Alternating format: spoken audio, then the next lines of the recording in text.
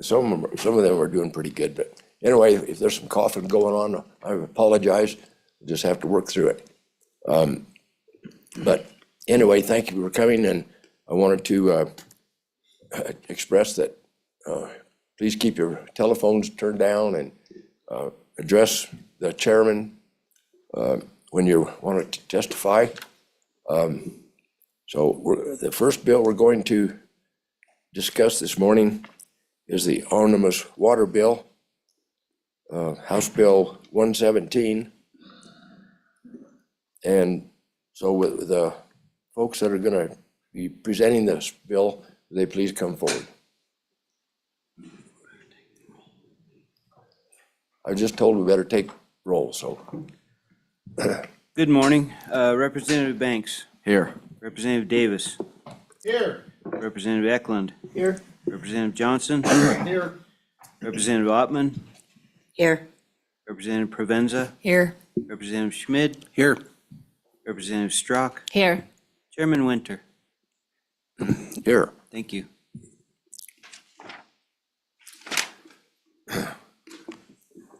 Welcome, Mr. Mead and Sherry Steinmetz and JT Larson. I appreciate you coming and helping. JT, do you want to start it off, or do you want Mr. Mead? Okay, go ahead, Mr. Mead. Thank you, Mr. Chairman. Members of the committee, good morning. Jason Mead, the Director of the Water Development Office. So the construction bill, Omnibus Water Construction Bill, is a bill that this body sees every year. And basically what it does is, just as a reminder to some of the new committee members, is the water development program is funded through a portion of the mineral severance tax distribution account. So the construction bill simply provides the authority to the Water Development Commission or spending authority for different projects that have been selected by the commission and the Select Water Committee to provide grants and loans to the different sponsors throughout the state. So just as a reminder, the construction applications are received in September of each year. We then consider those, the office works with those different sponsors to help understand what the projects are, what the different eligible portions and uneligible portions are. An important thing is that each and every one of these construction projects has been heavily vetted through planning studies in advance of coming to the construction. We then consider those with the Water Development Commission and the Select Water Committee at our November meeting. The sponsors are there to ask questions or answer questions that the committee has. It's then considered again at the December meetings independently between the commission and the Select Water Committee. So just a real quick review of the binder you have in front of you. We're not going to go through the whole thing, but right inside the front cover, you will have a blue sheet, 11 by 17 sheet. And we are going to be working mostly from that. It's a summary sheet of the entire bill. Right after that, you have a fiscal note behind the blue sheet. Then the bill itself is located right after that fiscal sheet. So this is all in front of tab A, is where the bill is.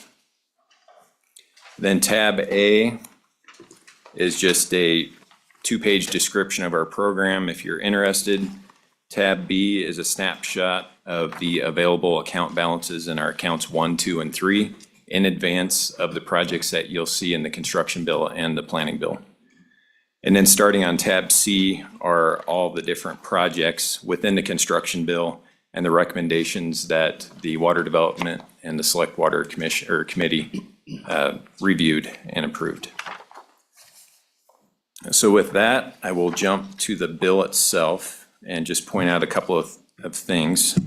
So on page 1 of the bill, we have the introduction, and that just generally talks about what's in the bill. So we're authorizing construction of designated water projects. We're describing those projects. We're specifying terms and conditions of funding, providing grants, providing loans, appropriations, amending previous projects, transferring funds from different accounts, making amendments, and then providing for an effective date. And then just real quick on page 3 of the bill, I wanted to show you the layout of a project. So this first project is a Bighorn Regional Joint Powers Board South Transmission Project 2025 project. So we start off, we've got the project name. You move down, you have the project sponsor.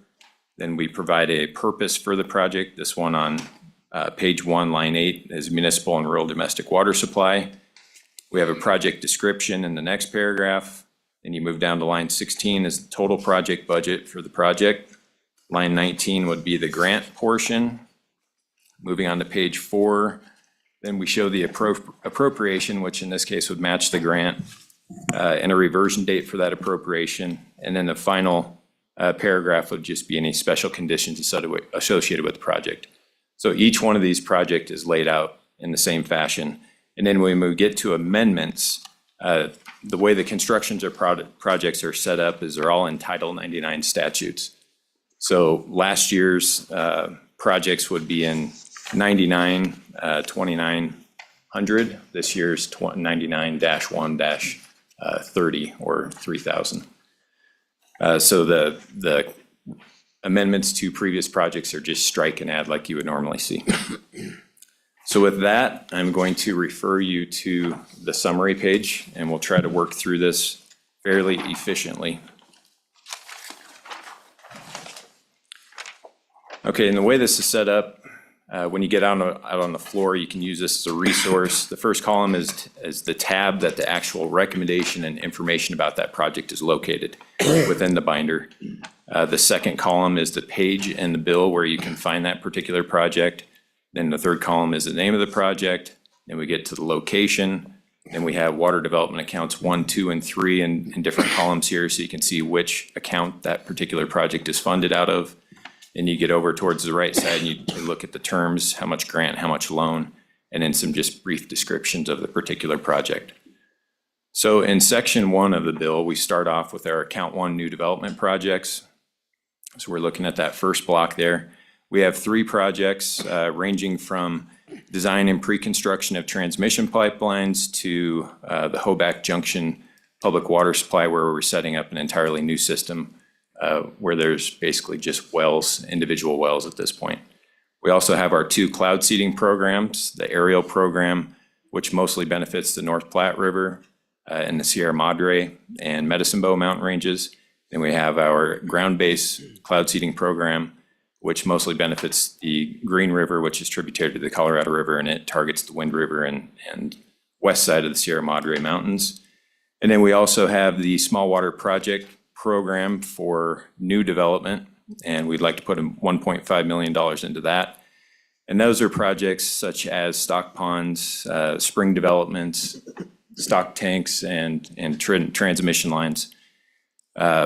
And it's a 50% grant not to exceed $35,000. So in total for the section 1 new development projects, we have $5,583,343. Moving on to section 1 rehabilitation or account 2 projects in the second block. We've got 12 different projects here, again, ranging from check structures to replacement of transmission lines to water storage tanks. We also have our small water account 2, which is rehabilitation of existing small water projects similar to what I just mentioned. Again, 50% not to exceed $35,000. The total for account 2 projects comes to $17,094,331. We then get into the amendments we have down in section 2, so that third block of projects on the summary sheet. In total, we have 12 amendments. We have 3 that are just additional funds and time. One of them, we've had some issues over the years where we've provided pre-construction funding, which is design, bidding documents, access permits, easements, title opinions, along with construction dollars all at once. And what we've found is that easements are sometimes difficult to get, and projects, I guess, languish somewhat trying to get those. And next thing we know, we're asking for time extensions and costs are going up. So we've tried to get a handle on that by really, when we see a project that's more complicated or complex, like municipal projects where you've got a lot of easements and right-of-ways to deal with, that we're splitting those up into providing pre-construction dollars, and then when they have all their easements and land acquisitions in place, coming back for the construction dollars. So we're not holding up construction dollars that could go to another project. But we still have projects from the past that had both at the same time, and they're asking for additional time and funds. So And then 7 of these are just for time extensions only. There's a few that I'd like to spend a little bit more time on. And one of those is LaPrell Dam. So as part of our Select Water Committee meeting in December, we realized that there was a funding shortfall associated with that. The current cost estimate, high range, is $182 million. With the bipartisan infrastructure law funding that's been provided for that project, and the administration by the Bureau of Reclamation, we've got about $92 million available for construction from the federal funding, which leaves about a $90 million shortfall. There's $20 million that had been appropriated as part of the 2022 supplemental water bill. I'm sorry, $30 million. And then at the Select Water Committee meeting in December, there was a proposal to put an additional $60 million from LSRA, the Legislative Stabilization Reserve account, towards this project. When that recommendation was put forth, there was also discussion, which I'm going to tie into Alkali Creek Reservoir. Alkali Creek Reservoir has been a project that the Nowood Watershed Improvement District has been working on for over a decade. They're in the kind of the final stretches. The permits are in place. Design is about 50% complete, which then allowed them to start working with or continue working with landowners on exactly what easements, construction, permanent easements, land acquisition were going to be needed. That has been somewhat of a long process. And the discussion at the Select Water Committee meeting was to take $50 million of that $59 million appropriation and revert that temporarily so that money could be used for the LaPrell project that's right in front of us at this time. So those two projects are somewhat tied because in addition to the $60 million from LSRA for LaPrell, there's also language in the bill that says any funding reverted from Alkali Creek Reservoir and transferred to account 3, or from account 3, which is our dam and reservoir account, to account 2, which is where the LaPrell rehabilitation or reconstruction would be funded out of. That $50 million would reduce the LSRA money needed dollar for dollar if that transfer were to occur. So they're somewhat connected, the two projects. So that's one thing I wanted to explain. And then also a similar motion was made at the Select Water Committee meeting for the Goshen Irrigation District tunnels. This is another project where costs continue to rise. They're trying to obviously replace tunnels 1 and 2. And at our December meeting, we had certain information on costs. And since that time, the construction manager at risk, or the contractor that's been hired to work with the engineering consultants to finish the design, put a cost estimate towards that particular project. I think they're having difficulties getting actual bids from manufacturers and folks interested just because of the way the CMAR process works. So the current cost estimate since December is about $130 million. So there's definitely a shortfall there. The conversation in December was 90 to 95 million. The shortfall at that time was about $20 million because we have previous about $21 to $22 million from the supplemental water bill in 2022. $20 million from LSRA was suggested by the Select Water Committee. There's still going to be about a $21 or $22 million shortfall with that from the rise of the cost estimates even since December when they've put the cost estimates together. The other projects I'd like to drill down on a little bit more that are somewhat unique is the Aladdin well transfer. This was a project from the mid-90s where Aladdin and Beulah were looking at a regional water system. They did a level 2 study where a well was drilled at that time. What occurred was, I guess, water users started dropping off and it never went to a construction project. But in 1999, the legislature was approached to enter into a water service contract with Aladdin between the State of Wyoming Water Development Commission and Aladdin to basically sell them water and to tie that well that was drilled under the level 2 study into their existing distribution system. That was done in 1999, and since then, the Water Development Commission has been selling them water to the tune of, it's $2 per 1,000 gallons and equates to a couple hundred to maybe $1,000 a year that we charge them. In 2020, there was an EPA violation not really associated with the well, but more of the distribution system. And in our contract with the Water Development Commission and Aladdin, it specifically says that they are responsible for the pumps and everything, as well as meeting water quality standards, whether state or federal. Even though that is the case, the EPA named us in that violation because we were the owners of that water supply well.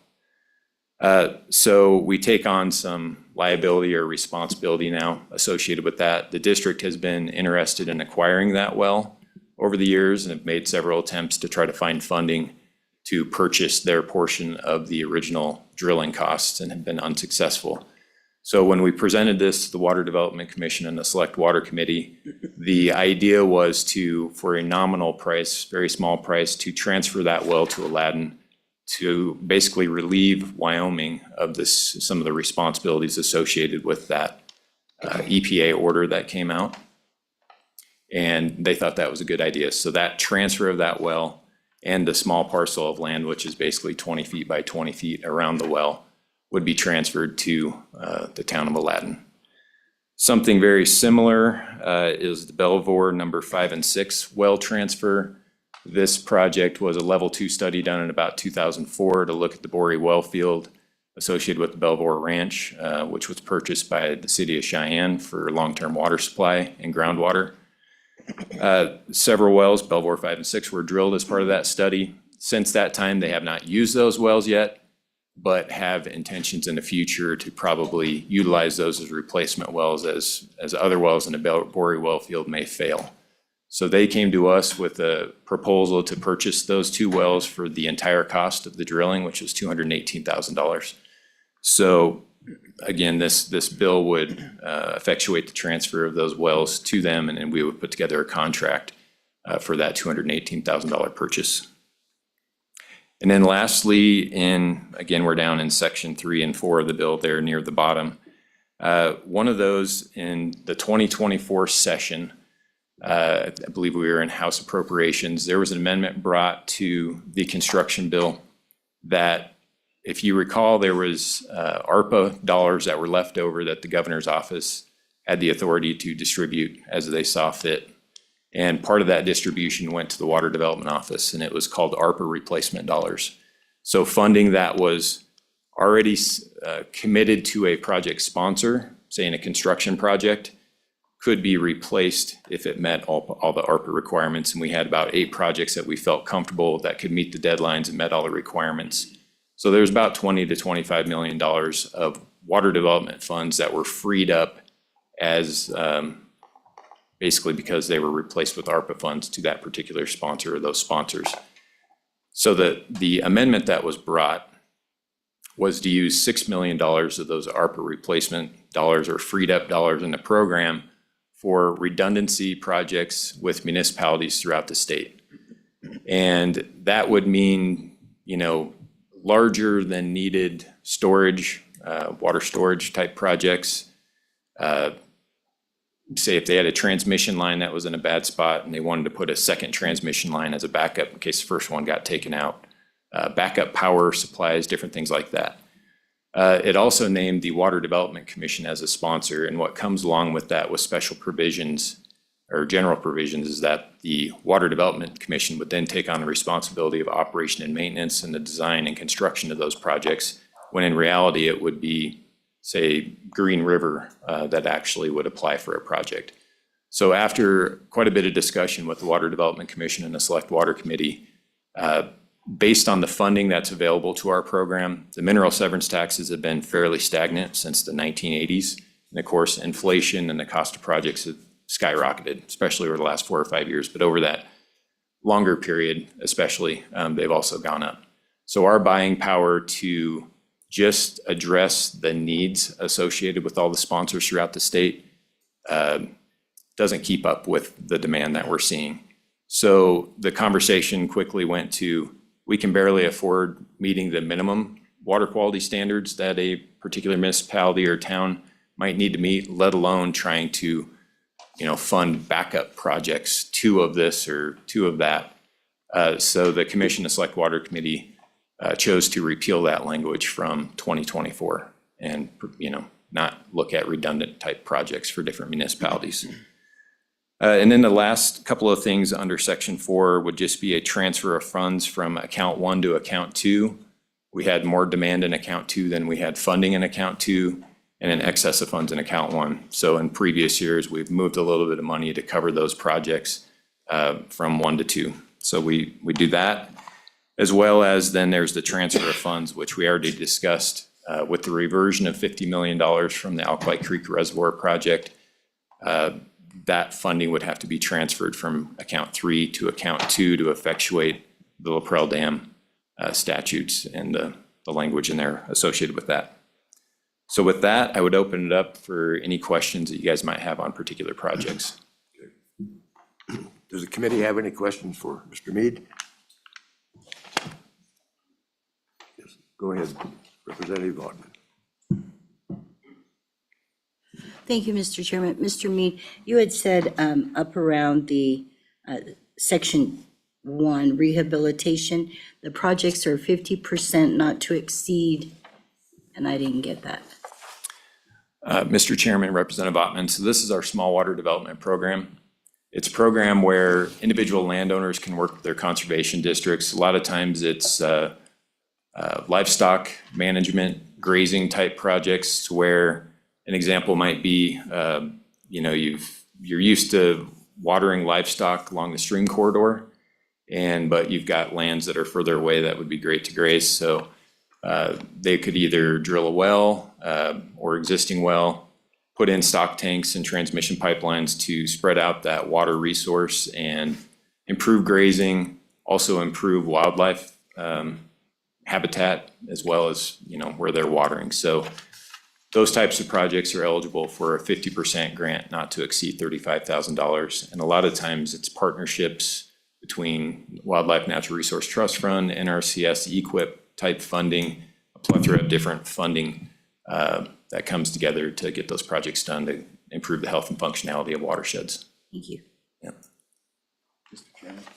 Yes, Representative Schmidt. Yes, it's Mr. Mead. Yes. Can you tell me how effective the cloud seeding programs are? Mr. Chairman, I might ask for Barry Lawrence to come up. We just recently finished up a study that looked exactly at that. He's much smarter at that than I am, so I'm going to let him sit in my chair for just a second. Yes, welcome. Well, Good morning, please Mr. state Chairman. your name, please. Barry Lawrence, Deputy Director, Planning Division, Water Development Office. Relative to the efficacy of the cloud seeding, and that's the question we get most often. Used to be the question was, does it work? But science has really advanced over the last several years, so that the questions have turned to, well, we know it works, but how much bang for the buck are you getting? And that's basically what you're asking.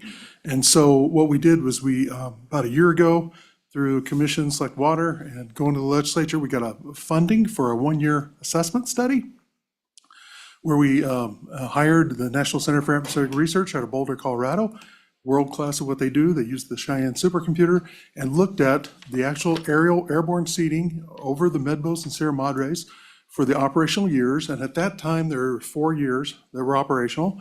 They looked at all the aircraft data and so forth. And then they looked at the year that had the best, not best, but I mean the most data, where we had instrumentation and so forth on the aircraft, additional instrumentation on the ground, and we didn't have the fire in the Medbos, if you remember that altered our flight patterns and so forth. So they took one of the years and they modeled it extensively. Again, this is National Center for Atmospheric Research that did this, and they came up with additional yield in the system, because ultimately it's about additional snowpack, additional yield. And to that end, I can tell you the numbers that they came up with. Approximately in precipitation simulated seeding effect, the minimum was about 6,000 acre feet. The high was about 14,000 acre feet. But then ultimately that was in the precip. And you want to get in, they had to route that into the stream flow. What are we looking at? And largest increases were seen in the upper North Platte, about 2,800 acre feet. Upper Laramie, 2,356 acre feet. And then there were lesser impacts in the Little Snake and the North Platte headwaters and so forth, and the Medicine Bow. But all in all, right around about 7,000 acre feet additional yield from that. And that was 1 year looking at 1 year's worth of data. And I should tell you that the program runs from about November to middle of April, okay? And the plane is based in Cheyenne, flies out of Cheyenne, and it's 24/7. So we have forecasts and so forth and modeling that's going on to look at the exact right times to do that. So costs, when you then looked at the year, that particular year, the operational costs of the program and divide it out and see what acres, cost per acre foot. The low end was between $56 per acre foot. High end was about $124 per acre foot with a median about $81 per acre foot was what we saw in that program. Here again, that was 1 year, and you have to take into account, obviously, what was the soil moisture going into the season and so forth. It was 1 year. And obviously, you would like to do more years, but it was trying to get at the answer, try to get an answer to the question that we kept hearing. Well, okay, it works, but what bang for the buck are we getting? Does it make sense to continue on the state investment in doing this? Follow up. I've got lots of them, but I need to think about this. I'm Okay. fine. I'm fine, Chairman. Thank you. You bet. Anybody else have questions for? Yes, go ahead. Representative Johnson. Thank you, Mr. Chairman. What chemicals are used when you seed those clouds? Right. Is there a side effect? Right. What happens? Mr. Chairman, Representative Johnson, okay, silver iodide is the primary constituent that's used, okay? There, we have both programs. We have a ground-based and aircraft-based program. The aircraft-based program is targeting the Medbos Sierra Madres. The ground-based program is targeting the winds and the Sierra Madres. But with the aircraft, you have a series of flares on the wingtips. And there's also ejectables, but here again, silver iodide. On the ground-based, you have a seeding solution, make it up primarily of seeding of silver iodide. Here again, and that, those are run 24/7 when we have the right event, right conditions are possible. It's all remote controlled. Those are turned on, and that is the silver iodide in an acetone seeding solution is then shot into a flame and on a burner assembly. And then that is basically carried aloft into the clouds. Yes, Representative Schmidt. Thank you, Mr. Chairman. I'm not a farmer, and I don't know if you can answer this question or not, but maybe somebody in the audience can, but what do you get for 7,000 acre feet of water? What can you do with that? Go ahead. Mr. Chairman, Representative Schmidt, well, I will tell you the way that we approach this program, and a lot of our sponsors and folks that are very interested in this, obviously, are in the ag community. But basically, the way we've approached this is it's an effort to make the system whole, okay? It's not a wholesale changes. We're trying to tweak out a little bit more to make that system whole. It's available. It's, subject to Wyoming water law, so first cut at it. One of our funding partners, I should mention, the Colorado River Basin, obviously, we have the folks down south. When I say down south, the lower basin, help fund the program. On the ground-based program, it's a 37-63 split, so that the ground-based program is being paid for 63% of which from the lower basin. 37% is Wyoming paying for that. So here again, it's treated as a natural event under Wyoming water law. Wyoming irrigators get first crack at that water, but also it helps with our compact compliance obligations. Thank you. Representative Davis. Thank you, Mr. Chairman. So Barry, in the big scheme of stuff, $82 seems pretty cheap, isn't it, for water? I mean, what's the going rate out there? Can you give me some high ends, low ends? Mr. Chairman, Representative Davis, certainly $82, and I think we're very conservative. It probably is less than that, but we think there's probably additional effects that aren't taken into that economic analysis. But certainly, I think, and ask folks how much they're paying for their water, and water projects that we build, hundreds. And then, of course, in the Front Range, we know how much they're paying for water. So I think it's pretty cheap. Representative Johnson. Yeah, thank you, Mr. Chairman. What is the residual effect of that silver iodide? I mean, do you test that and does it build up? Does it disperse? Does it break down? What happens to it? Mr. Chairman, Representative Johnson. Actually, when we were doing, I didn't mention this, but we had a large research project, 9-year research project, where we actually went and sampled the snow. silver sampling. We looked at for silver, and for targeting, obviously you want to see that silver. It was hard enough to find it. We had the folks from Desert Research Institute out of Reno, Nevada come and do that in their clean suits. We did it over multiple years. We did baseline before the seeding began, and then we did obviously in the snowpack during seeding events, as well as on runoff, and looked at stream and soil samples and so forth. And I will tell you that, especially in the snow and the precip, they saw, when they did find it in the snowpack, 5 to 10 parts per trillion. And that's with their super sensitive equipment that they use, 5 to 10 parts per trillion. And we were told that we'd have to be orders of magnitude greater to be any human health concern whatsoever. Okay. Any more questions? Thank you. Thank you, Mr. Chairman. And Senator Steinmetz and Representative Larson, do you have anything to add here? Okay. Thank you, Mr. Chairman. Well, Sherry Steinmetz, Senate District 3, State Senator. So just since there's a lot of new faces on this committee and a few that have not served on select water, like our good Representative Eklund for many years did. There, if you look at this summary sheet, you can see this is probably the biggest program that spans the state more than anything else we do in the Agriculture Committee, for sure.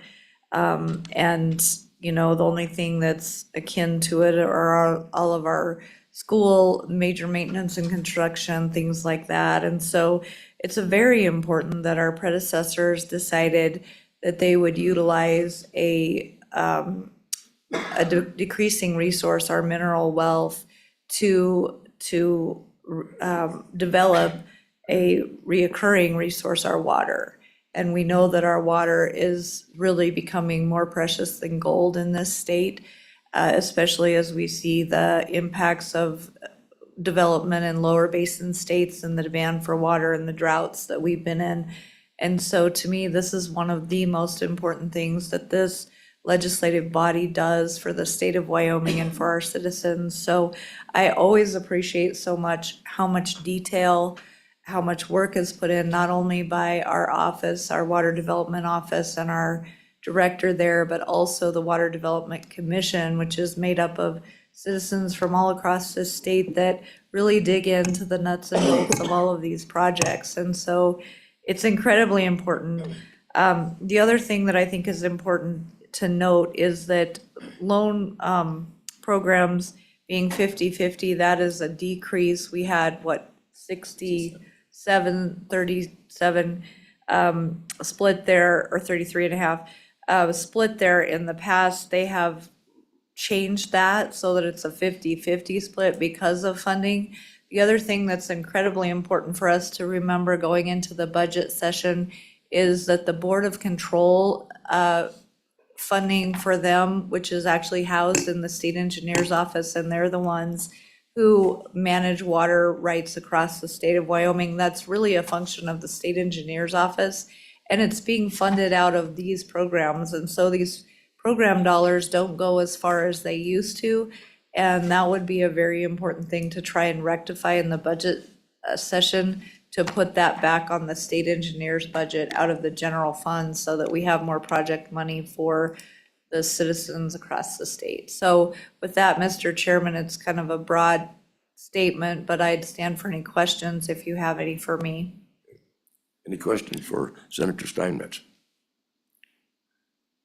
Thank you. Thank you. And Mr. Larson, Representative Larson, do you have something for us? Yes, thank you, Mr. Chairman, and excuse me, a little sick here still too. I think, so the Minerals Committee, we heard a bill regarding chemtrails, and this goes along with the discussion on cloud seeding. And there was a individual that testified and sent us a report on the effects of silver iodide, and it concluded that the seeding didn't have an effect on health of humans. So if anyone is interested in seeing that on the committee, I can certainly go find it in my email, dig it up and send it to you. So Thank you. Any questions for Representative Larson? Okay, seeing none, thank you very much for being here. And we'll, let's see. Representative Yen, do you have some comments to make for this committee? Mr. Chairman, I only came to provide some backup since I also sit on Select Water, so happy to answer any questions if there are any. Anyone have questions for Representative Yen? Representative Ottman. Thank you, Mr. Chairman. Representative Yin, just because I didn't get to ask it previously. So this sheet here is the same as the bill that we're going to see in the budget. Mr. Chairman, Representative Ottman, I believe that's the case, yeah. Follow up Yes, go ahead. in its entirety. Because I don't have it in front of me, I'm going Yeah. to divert that question to Senator Okay, Steinmetz. thank you. Mr. Senator. Chairman, Representative Ottman, so this is not in the budget, this is a separate bill, and the appropriation is contained in the bill. It is separate from the budget, other than the transfers in from the LSRA, which there's two, there's the 20 million for the GID tunnel, and then there's 10 million for LaPrell, and 50 million coming from Alkali Creek to reduce, I mean, they can have up to 60 million, but the 50 million transfer is contemplated coming from Alkali Creek. And the reason that is because there's been problems with the easements up there. Their time extension actually expired this year. It would have expired this year, I believe in July, something like that. But we extended the time extension for 1 year and left them $9 million to work on those easements. If they get those easements in place, then they'll be coming back and asking for their money, that money back. But we thought right now, LaPrell is a more urgent need. If they can get those easements in place, the 9 million will suffice on that to keep that project moving forward. But as of right now, we felt LaPrell was a more urgent need. One other thing I would mention is we had a corresponding bill, when you talk about the cloud seeding, and there's a lot of interest in that. We had a corresponding bill about managing for forest yield, because we know that one of the biggest reservoirs in the state of Wyoming is the snowpack. It really is, and the management of our forests is so important to that snowpack and that reservoir of water that we all utilize and that flows down our rivers, because we are a headwater state, and not only our users, but those below us depend on us so much. So I don't know where that bill is in the process. I didn't have a chance to look it up, but that's also an important bill. There was also a companion bill for LaPrell that came out of Select Water, which was the due process for the breach orders. And so I'm not sure where that bill ended up either, but that might be some important information for the committee to find out, because that was kind of a companion bill with LaPrell discussion as well. So, Mr. Chairman, Yes, go if I ahead. may, yeah, just to make that clear, both of the Select Water bills, the Omnibus Planning Bill and the Omnibus Construction Bill, are similar to our CapCon bills. They're not in the budget. They're separate appropriations and separate bills.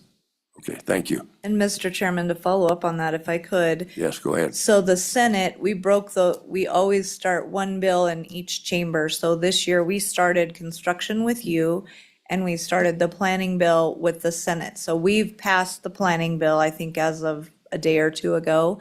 And you guys are bringing the construction bill along, and then they'll cross over, and each of the other bodies will have a chance at each bill. The planning bill is fairly small compared to the construction bill, and you'll be seeing that as well. Okay, well, thank you. Any more questions for the two legislators? Seeing none, thank you very much for being here.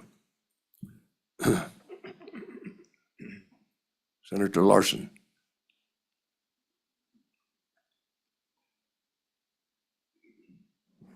Thank you, Mr. Chairman. It's great to be in front of you.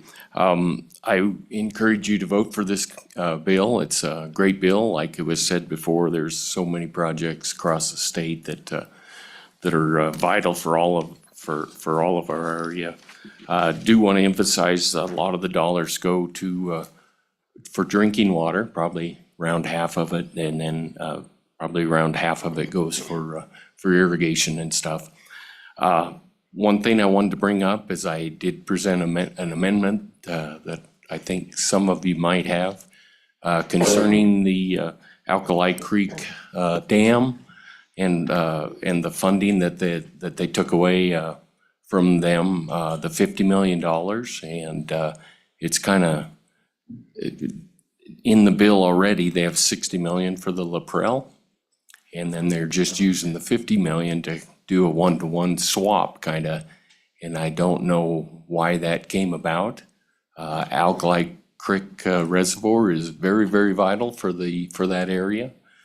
And I think there's many in the audience that would like to speak on this. They did mention that they're having troubles with easements. I do want to let you know that they got like 93% of their easements already secured. They're having a little bit of difficulty on like only 7%. So I think they're going to get they're going to get it done. So it really concerns me that we're taking $50 million out of their funding. So I would ask that you maybe look at that amendment. Okay. Any questions for Senator Larson? Representative Strzok. Thank you, Chairman. I think my one question is, if they don't get the funding, are they still able to irrigate, or is it they're going to be shut off totally? I guess would be my question. Thank you, Senator Larson. Mr. Chairman, thank you. Senator. Yeah, they're going to still be able to irrigate, and LaPrell's going to be able to go on with getting their, trying to get their dam back, definitely. And 60 million's coming out of this appropriation. I think both parties would be well off. It's like it's been said before, water's our gold, and we all know we get questions of why don't we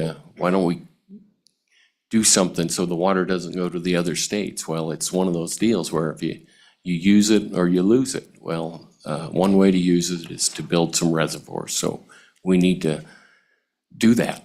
Kind of like Governor Meade said, 10 dams in 10 years. We haven't even come close to that, but we should try harder. Any more questions? Thank you, Senator.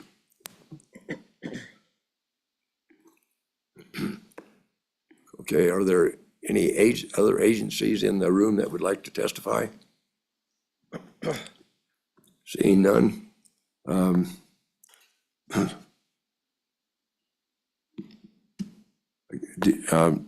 Mark, do we have any people on Zoom? We have a lot of people on Zoom. Oh, okay. Well, first, we'll try to get these folks here to testify, and then we'll go there. So if you're in the audience and would like to testify on this bill, why, please come forward.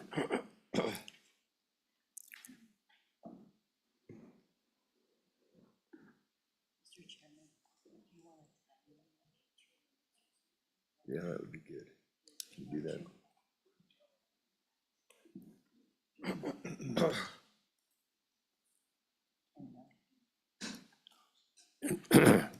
Folks, it looks like we're thinking we need to have a time limit on your testimony for 2 minutes. So if that will work, why we'd appreciate it. So which one of you would like to start out?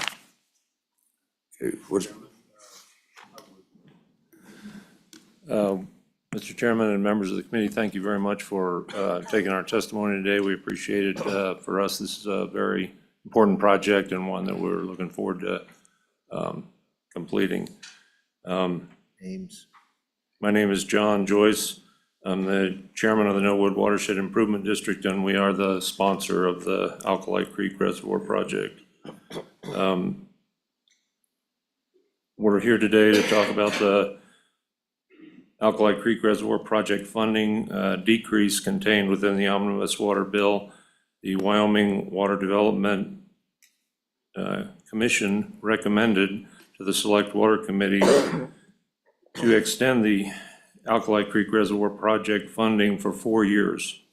The Select Water Committee suggested reducing the funding extension to 2 years, but keeping the funding intact at their November meeting. At their December meeting, they suggested the funding extension be reduced to 1 year and that $50 million be removed from the project account. That language is what is presently in the Omnibus Water Construction Bill. The Norwood Water Improvement District would like the bill amended to reflect the recommendation of the Water Development Commission and the Water Development Office staff.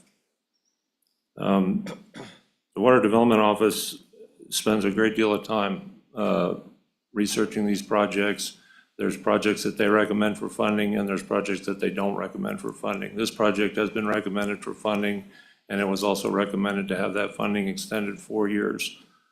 We believe we pay good money to that agency to work hard to vet these projects.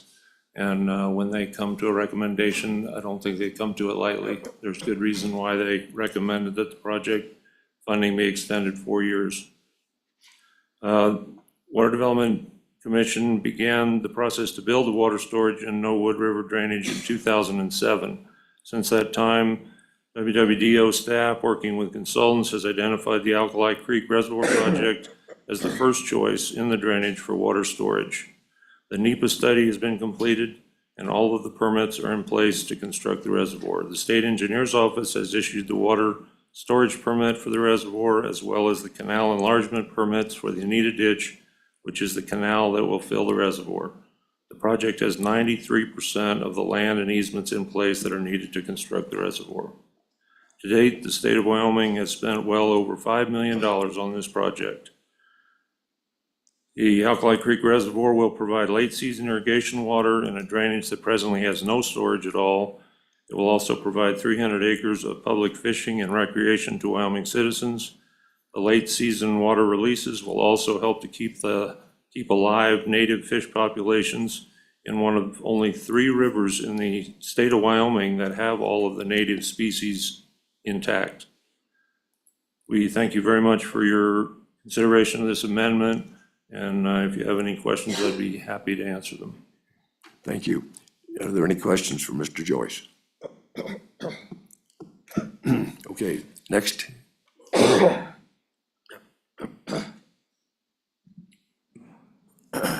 Chairman Winters and representatives, thank you for your time, and it's a privilege to be here and on behalf of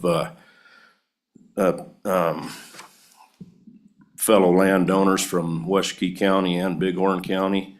I'd like you probably already all know, but our board is elected every 2 years in order to serve for the Norwood Watershed District. Ma'am, Mr. Okay, Martin Mercer. Martin Mercer, thank you. I'm the chairman of the Anita Ditch Company, which is going to supply the Alkali Reservoir,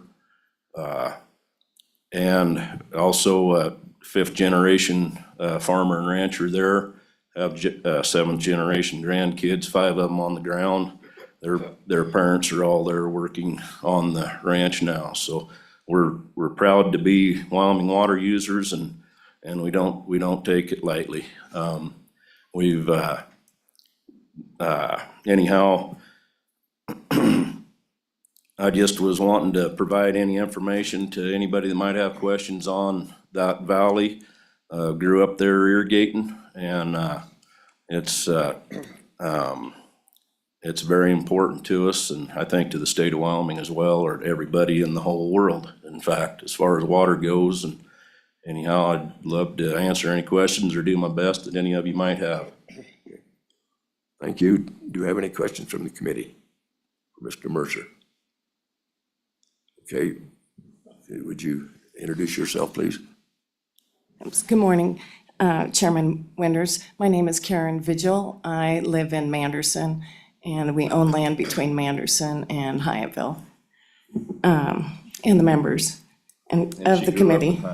I did grow up in Hyattville also. The benefits of the Alkali Creek Reservoir are endless. Irrigation sportsmen, firefighters, ranchers, people who eat and drink, and so on. An issue we want to talk about to you today is fires. With the number of wildfires our state saw last year, it is a very important issue. And this reservoir sits in a spot that could be very beneficial to firefighting. With a large amount of fire fuel in our area, cheatgrass, and the beetle kill trees, we have a high risk of wildfires. So having water source close by could protect hundreds of thousands of acres, people, animals, domestic and wild, fences and structures. We all know the benefit of water, just like our President Donald Trump. Let's do what's right for the great state. It's common sense. Thank you for your time. Thank you very much. Do you have any questions for Ms. Vigil? Yes, Representative Ottman. Thank you, Mr. Chairman. Ms. Vigil and Mr. Mercer, what I'm wondering, because this is new for me, is this reservoir that we're talking about, would this be a new construct that we're looking at? Okay, and is it on, what kind of property is it on? Is it on state land, county, private?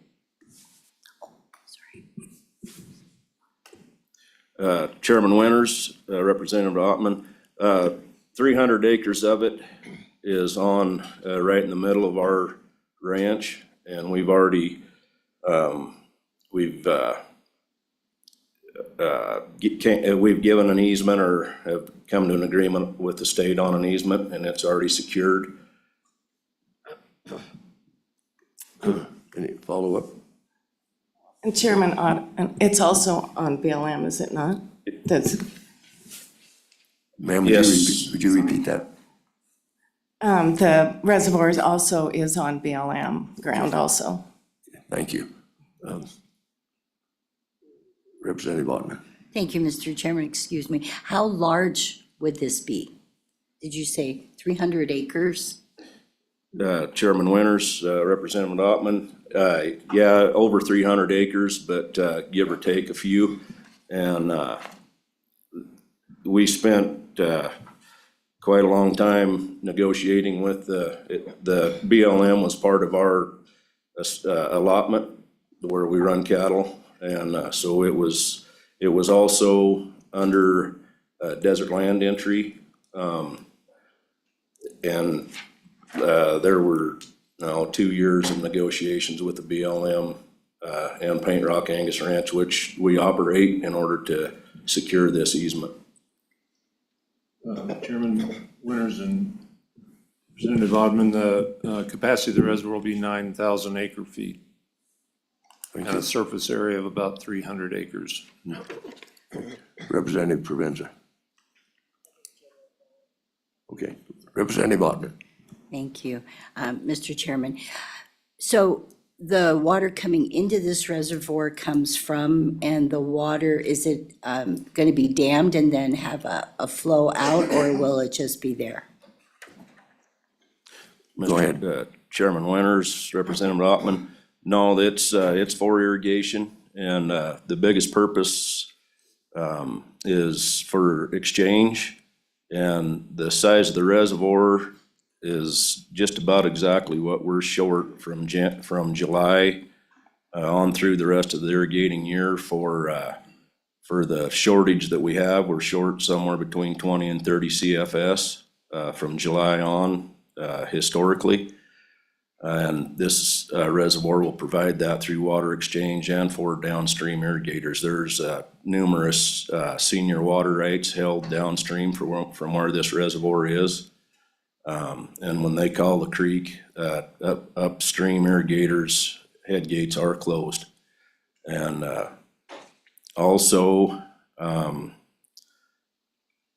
there's gonna be a big benefit to the fish in the Paint Rock and the Knollwood because of this. It's we typically dry those creeks up in the summer. Okay. Did you have something else?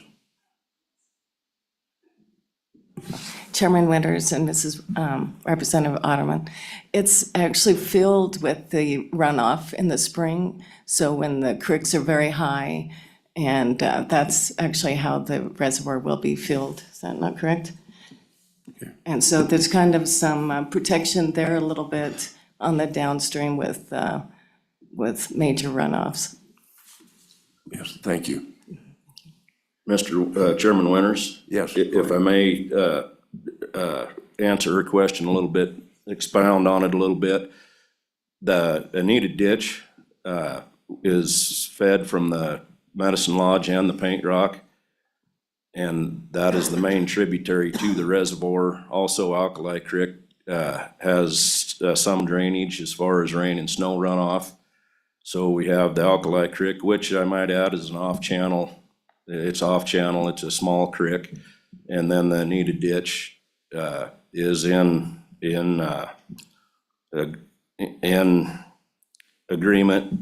And I think we have pretty much everything set up to provide the water to the reservoir. That all the paperwork and most all the easements are secure for that ditch, except for a small portion of them to supply water to that reservoir through the Anita Ditch, out of the Medicine Lodge and the Paint Rock. Yes, Representative Provenza. Thank you, Mr. Chairman. You know, when projects get delayed, they often end up costing more. So I'm wondering if the 50 million is going to delay the project from continuing on a timeline.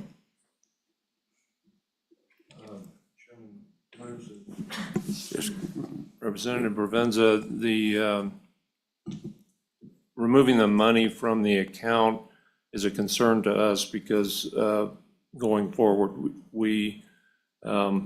there is roughly 5 million left in there that we can use for finishing up the easement work and starting the final design. That won't complete the final design and get us out to bid, but hopefully that will move along. If we then have to come back and ask for money, we're concerned that it'll be a much bigger request and may not be favorably looked upon. So this is money, the $50 million, $59 million that was in our account has been appropriated by the full legislature in 2 different appropriations over the years. The project's been looked at and that funding was approved, and we feel that the Water Development Commission looked at both projects, LaPrell and our project, and thought that both of them had funding available. And so we'd like to keep that funding intact. Okay. Yes, go ahead. If I heard this right, you've been working on this project about 10 years? Is that right? 2007 we started. Wow, okay. Government at its finest. Anyway, you had mentioned there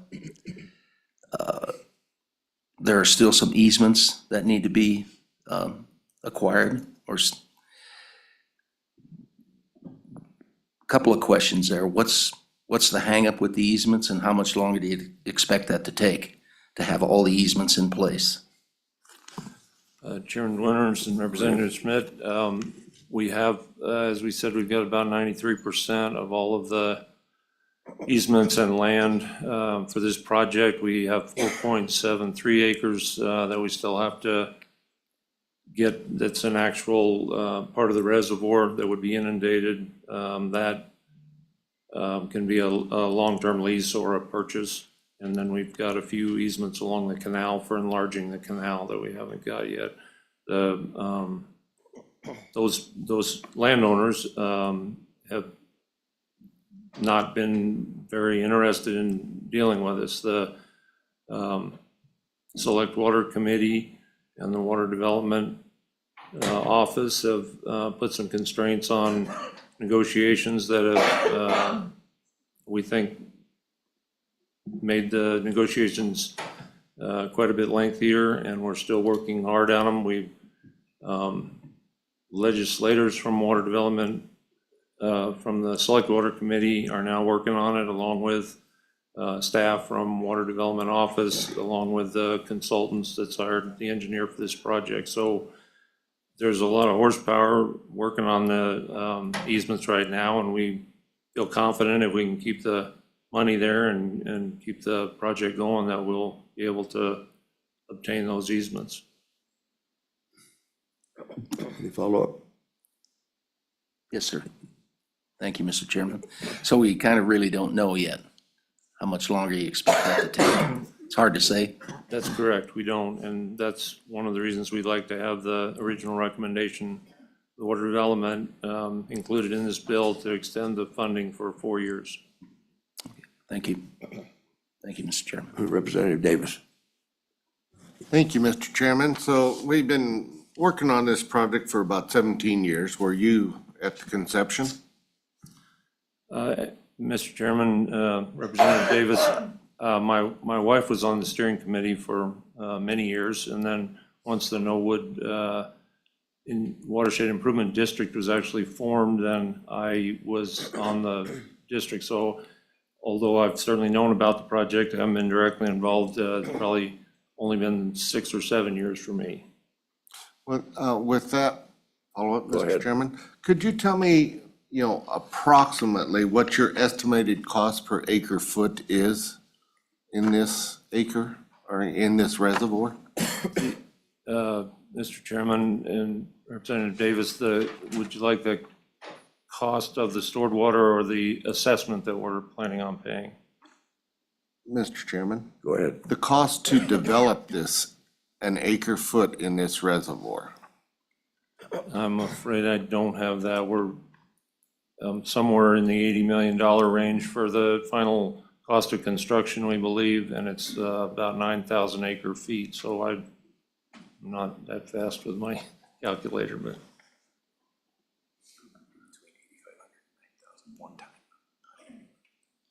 Between 85,000, 8,500 and $9,000 per acre foot. Thank you, Mr. Chairman. Okay. Any more questions?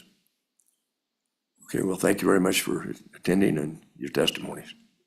Thank you. Thank you.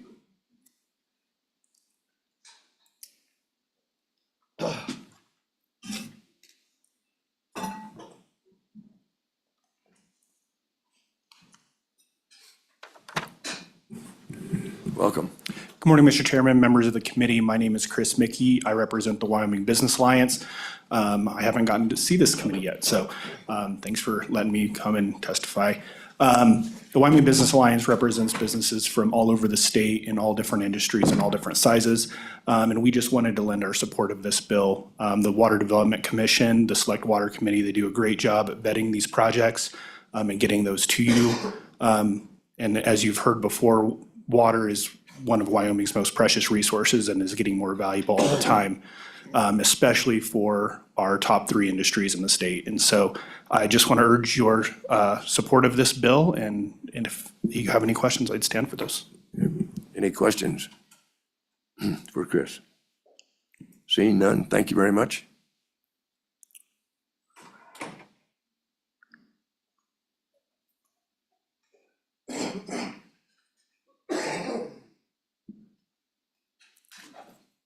Good morning.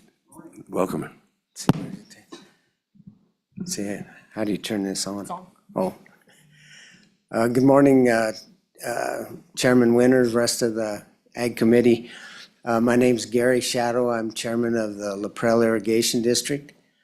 With me, I have Casey Darr, who's board member. We would like to thank you for and wish that you support we thank you for the opportunity to ask you to support this House Bill 117, which would provide the rest of the necessary funding for the construction of the new LaPrell Dam. And this would also allow us to start early work packages as we are to that point to where we could start building roads and stockpiling aggregate. And so we would, at this time, answer any questions that you may have. We're here to answer any of those questions that you may have of the LaPrell Irrigation District. Okay. Any questions? And would you care to give a testimony? Just Casey Dar here, was making myself available to answer any questions about the district. So thank you guys for your time. We appreciate your consideration. Yes, Representative Schmidt. Thank you for being here. Thank you, Mr. Chairman.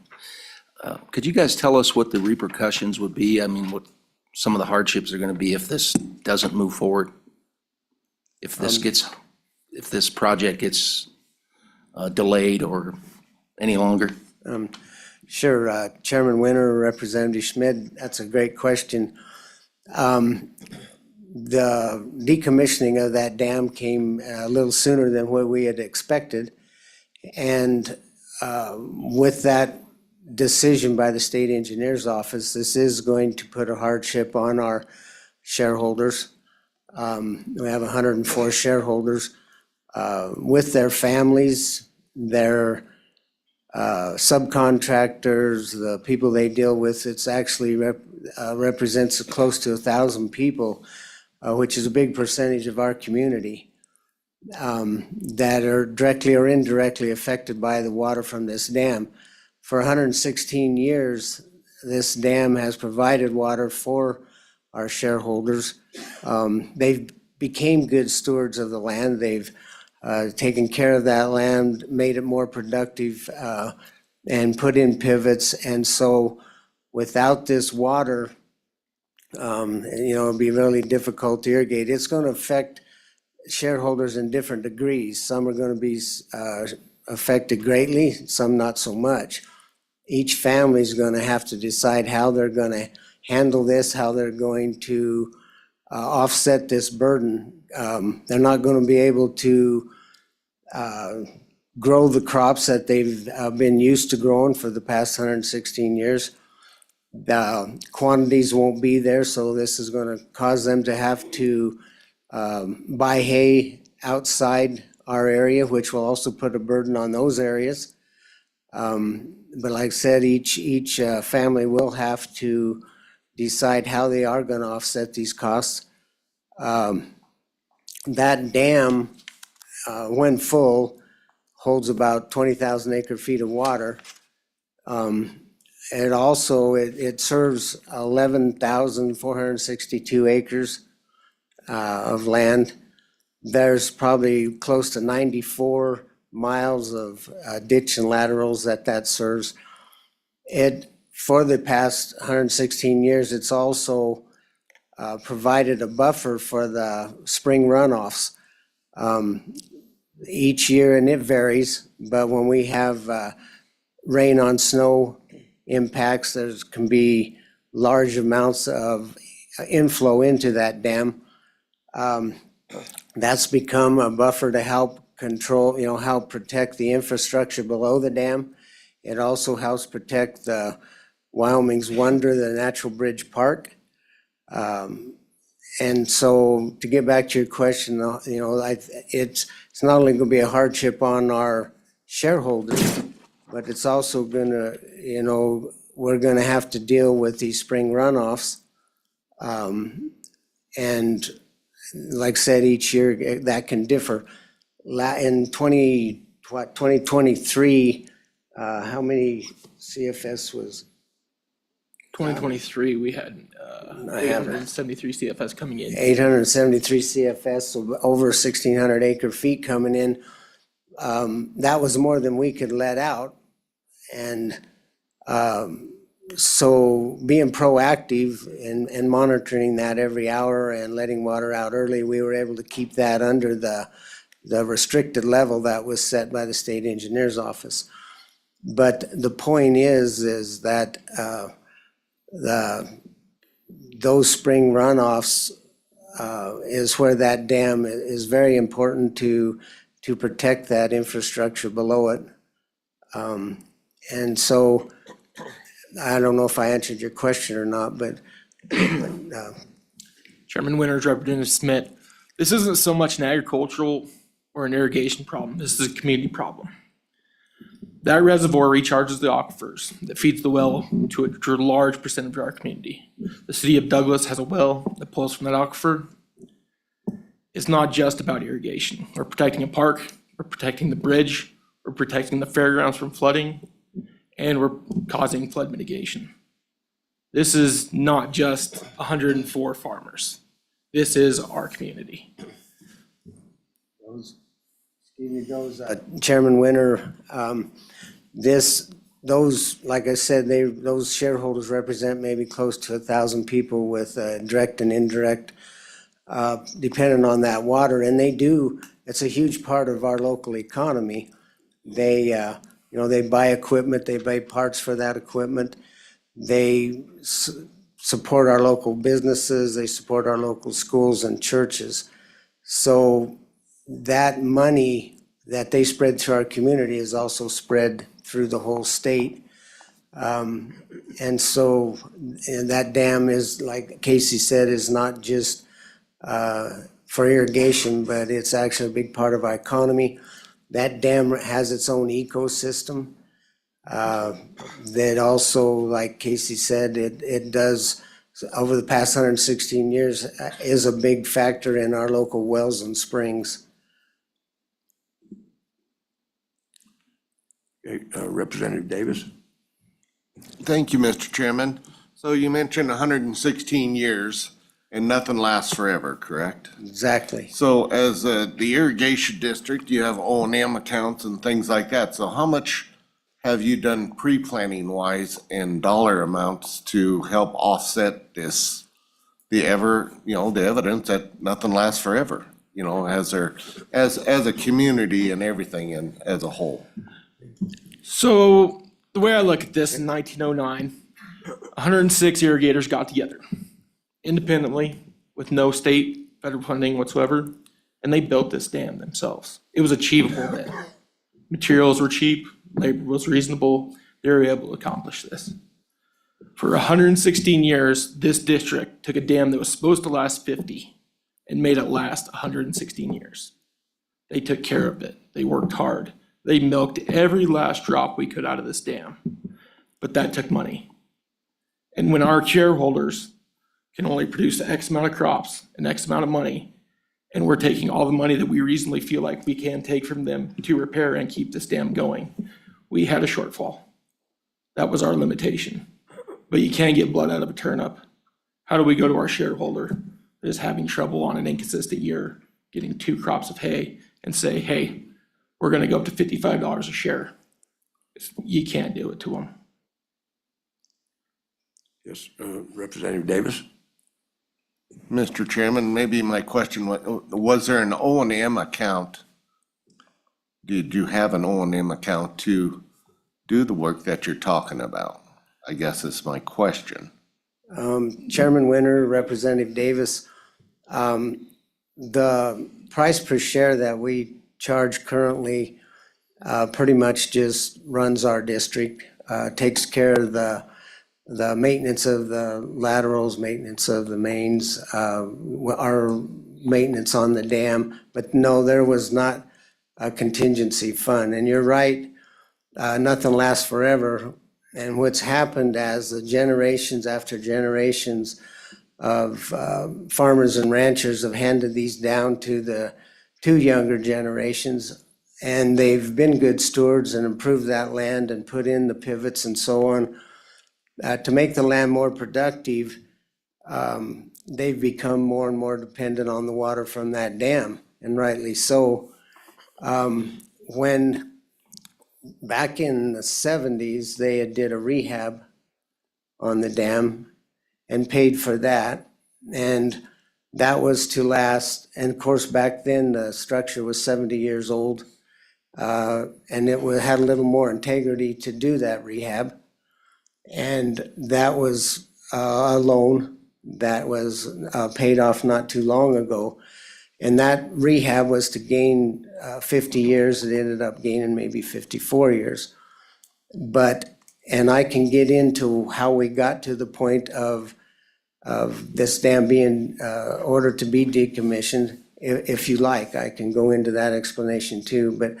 But that to answer your question, our funds pretty much just run the district and pay our two full-time employees.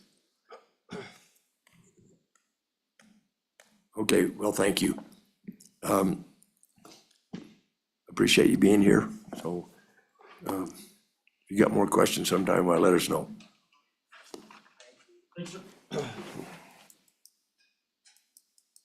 Are there any other members of the audience who would like to testify?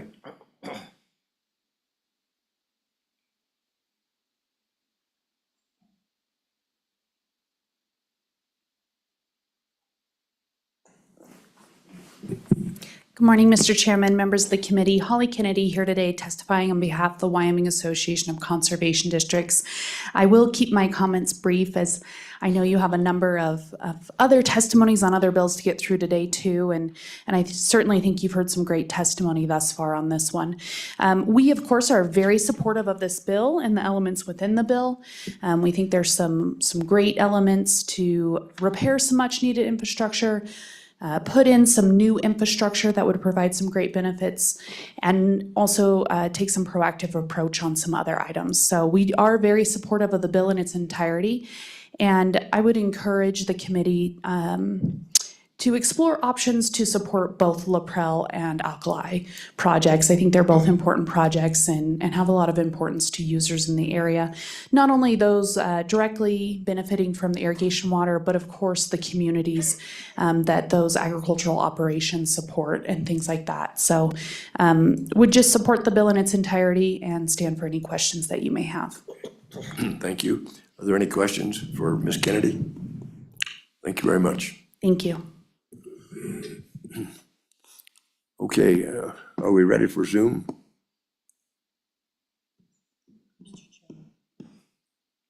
Ryan Vigil would be the first one. Hold on just a minute. Representative Strzok? I was just going to ask if we could pull Senator Steinmetz back up and we talked about that. Okay. Or if you want to see first. Senator Steinmetz, would you like to come forward again?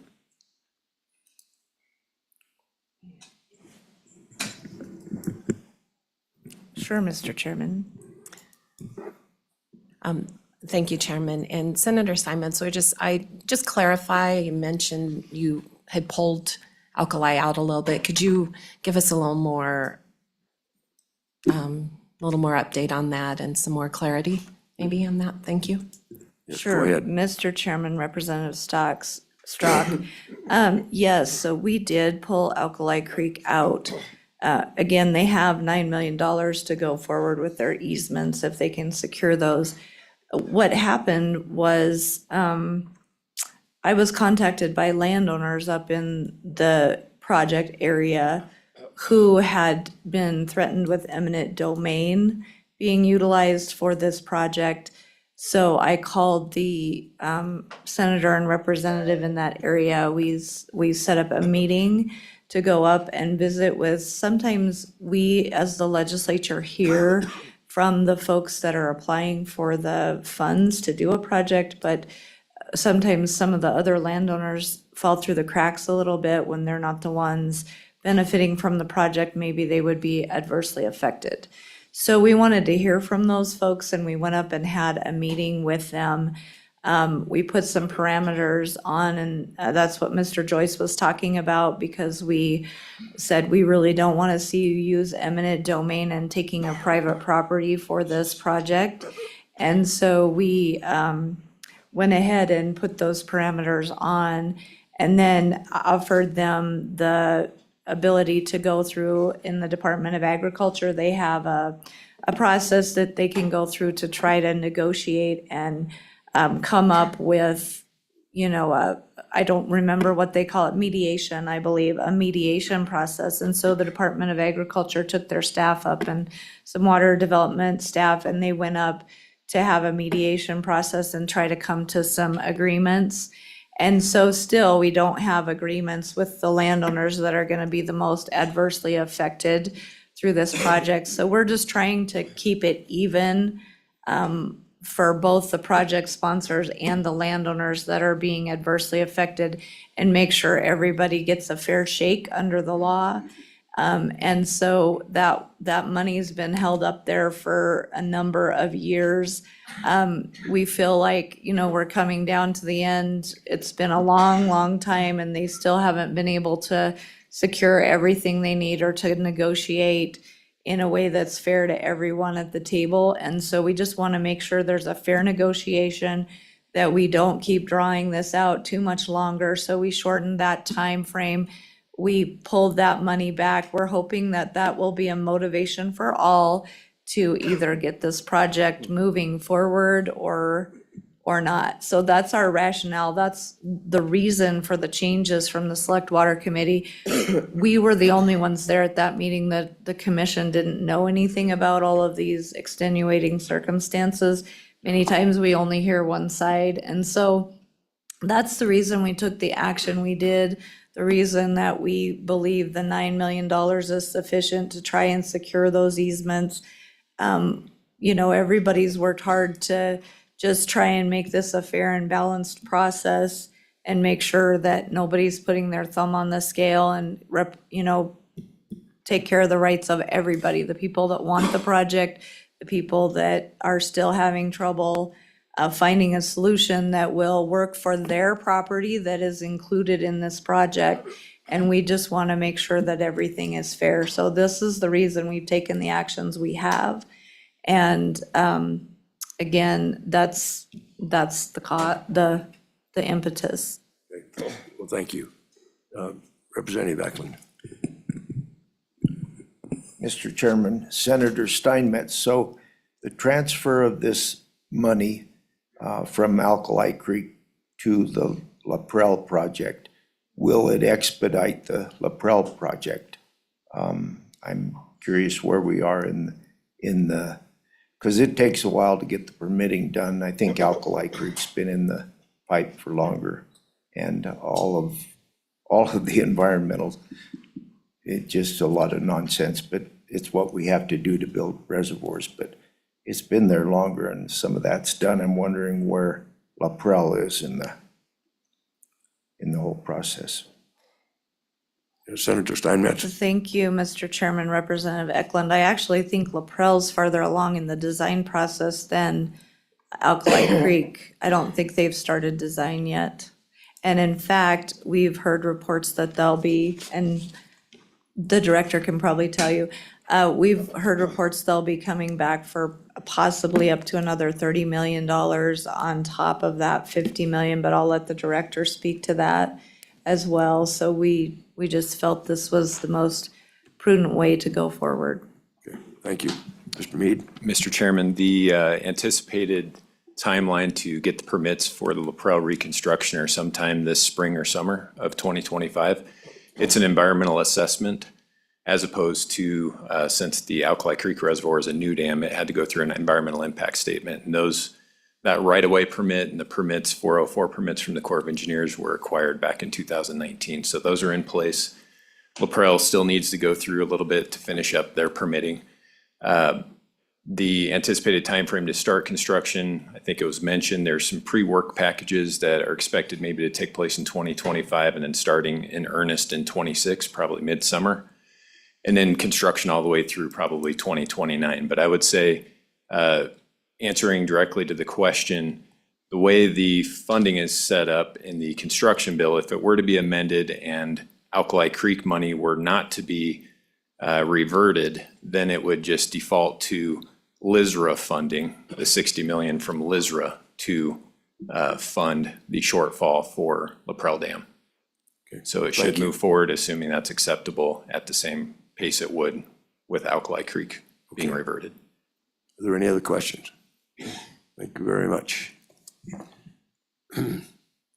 Now I guess we can go to Zoom. We have Justine Paxton ready to go. Mr. Chairman Winters, Justine Paxton. My husband and I farm within the Nowood drainage, and I also, oops, can you hear me? Yes, we can. Go right ahead. Okay. So we farm within the NOAA drainage, and I also have been helping with the NOAA Watershed Improvement District.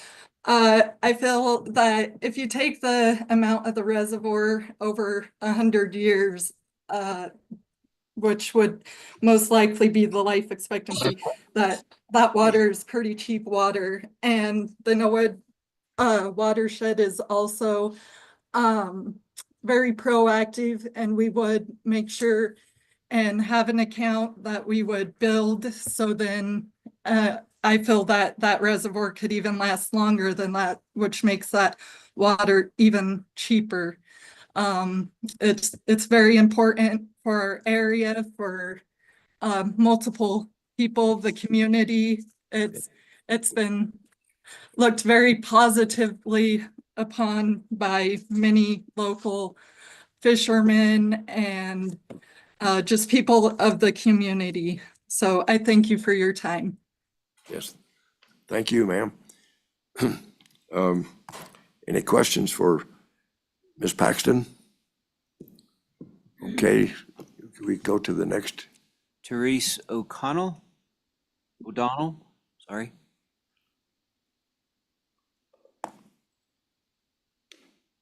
Say it was O'Connell, Mark?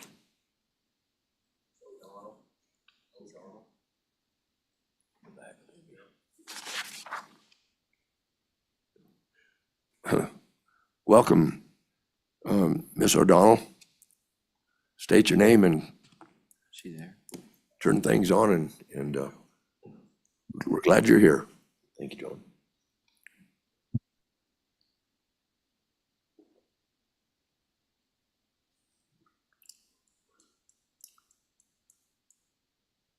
I'll go to the next one. We can't hear you. Who's Brittany?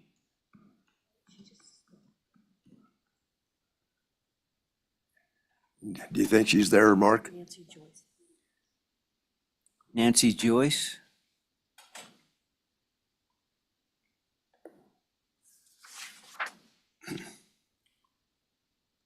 Okay. Ms. Joyce, are you on the Zoom meeting?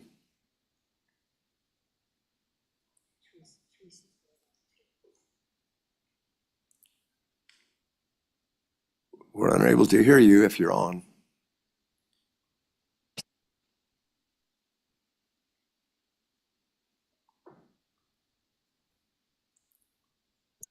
I guess we go to the next one. Nancy Joyce is still trying. Can you hear me yet? Yes, we can there. Hi, I'm Nancy Joyce. I'm a member of the Norwood Watershed Improvement District, and I'm also a shareholder in the Alkali Creek Reservoir.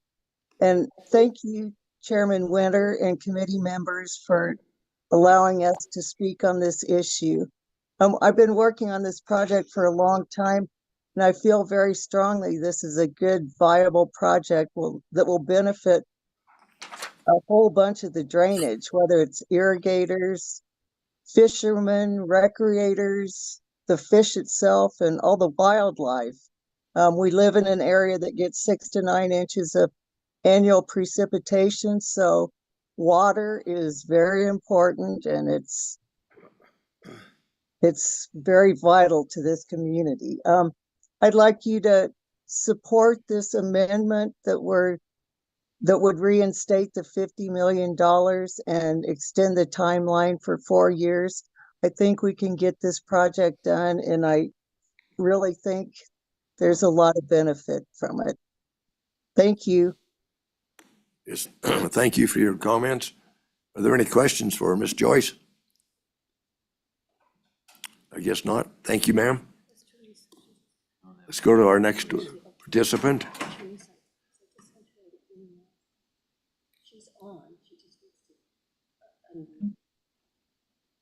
Therese O'Donnell, could you unmute your mic and?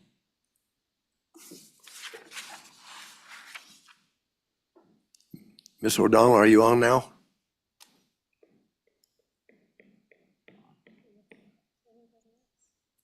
Try to unmute yourself so we can hear you.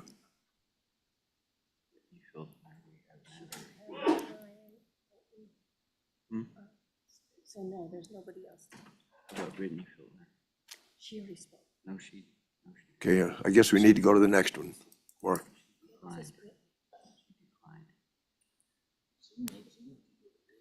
We do have one more, Brittany Filtner. you what? Brittany Filtner. Okay, Flitner.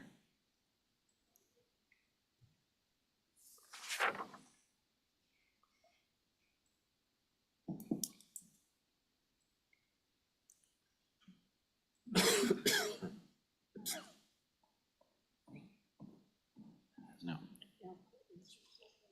okay, I guess we're, One more. One more. okay.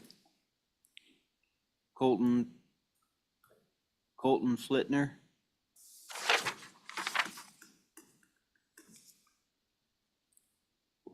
Welcome, Colton. Can you unmute? Hello. This is actually Brittany Flintner. I had to get on my husband's computer because mine died right when I went to talk. Hello, Mr. Chairman Winters. Once again, I'm Brittany Flintner. My husband and I are young producers with shares in the Alkali Reservoir. I'm here today to show my support to keep the money or the funding in the Alkali Creek Reservoir. I'd like to reiterate, as Justine said earlier, the $8,500 per acre foot of water, if you divide that into 100 years, that actually becomes an $85 per acre foot of water. I think that, as we said earlier, with the cloud seeding is cheap in terms of water. Once again, I just want to give my support to the reservoir, and I hope you guys all think about this. And thank you for your time, and I appreciate all your work on this. Thank you very much. Are there any questions for Ms. Flitner? Seeing none, thank you, ma'am. So I guess we're finished with Zoom participants. Let's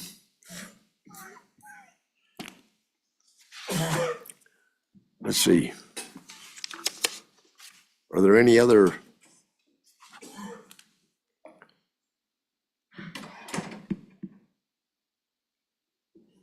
I guess we'll close public comment then if there's no other testimonies in the audience. So what's the pleasure of the committee? Move the bill. Has a motion been made to move the bill? Do we have a second? Second by Representative Ottman.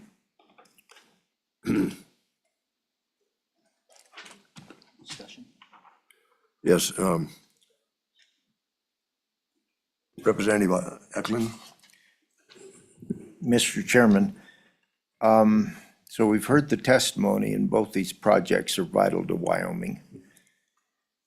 And we understand that, and I think funding both of them is a priority by the state. We've had promises from past appropriation committees that one way or another, if the money's needed for projects, we'd figure out a way of getting it done. And I hope this committee remembers that that's the commitment that we've had in the past. I don't know as I'd reverse the decision of water development, where they've moved this money from one project to another project. 50 million's a lot of money. But I do think that if the LaPrell is possibly going to be ready, and they'll need the money sooner, that we can expedite their process, and my hope is that when the committee needs to know, most of this comes out of it, we don't print money, so it comes, it will somewhere probably come out of the LISRA to fund the other project at some point in time. And so that's why we need to be so cautious with those reserve accounts. They deplete really rapidly when we start doing things like this, but I can't imagine that we're going to get this much effort and money into both projects without getting both of them done. But I'm not ready to reverse the decision of the Water Development Committee, or the, probably Select Water is who I'm talking about. Yeah, thank you. Okay, thank you. Any more discussion? Yes, Representative Schmidt. Thank you, Mr. Chairman. I'm, being a new legislator, I'm not sure the process, but I would be interested in moving the bill forward if we could, I don't know if this takes an amendment, but to remove the monies allocated to the cloud seeding projects, the two cloud, to remove that from this, or apply that money to either LaPrell.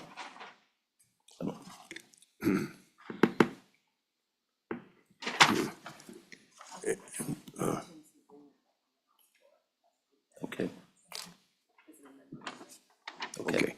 All right. So you're satisfied with that? That'll work. Thank you. Okay. Representative Davis. Thank you. Thank you, Mr. Chairman. You know, basically what we're doing is the money is available out there, if I'm following you guys right. You know, we have it sitting there in the LISRA fund. But in order to bring more dollars in interest to our account, it's better that we hold that $50 million in the LISRA, even though when you people are ready for that money, it would be available. But for the state of Wyoming, that money would be drawing interest and probably be a little more the proper way of doing business. Instead of being in your account, it's in our account. So we're just taking those dollars and putting them to use right now where the most immediate need is. So that's what I see this. I don't see that the dollars are going away. We're just being a little more efficient in the way we're going to utilize those dollars at this point. Thank you, Representative. Any more discussion? Yes, Mr. Joyce. Come on up, please.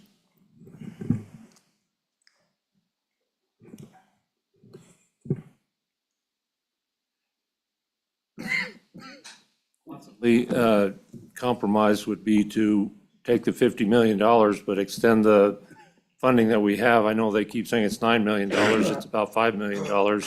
And if we could extend that to 4 years that Water Development Commission recommended be done, that would give us some more room to work. As it is right now, the landowners are looking at this saying, yeah, all we gotta do is hold out till November and the project's done. Their money will revert back and the project will be over with. So I know the comment's been made, if we shorten up the funding, it'll bring everybody to the table. The landowners that we have working on this are trying to stall to the point where the funding goes away. So if it would be possible to look at an amendment that would extend the funding, only they say 9, but it's actually $5 million. We wouldn't be sitting on that much money, and that would give us a little more time to work with the landowners. And I don't know what the process is for an amendment of that type, but I'd sure appreciate if you would consider that. Okay, thank you. Thank you. Representative Davis. Mr. Chairman, there would be nothing to preclude them from coming back this spring and starting that process to get an extension again, is there? Representative Provenza? If we put that in, so it's, the thing that would preclude them would be, so the date right now on page 47, I believe I'm looking at the right location. So we're looking at the Alkali Creek Reservoir project. Unexpended funds appropriated under subsection shall revert to Water Development Account 3 on July 1st, 2026 is the date. So I think what he's asking is to move that date back so they have more time.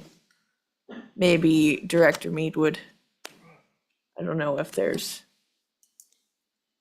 I would like some clarification on if that, when that date needs to be moved back to, based on that testimony. Mr. Mead. Mr. Chairman, Representative Provenza, the original recommendation to the Water Development Commission was moving that to 2029. Okay, thank you. So, any more discussion? Representative Provenza. Thank you, Mr. Chairman. Given that we've moved the bill, we moved the bill, I would motion to amend line 10, page 47 of the budget bill to July 1st, 2029. Second.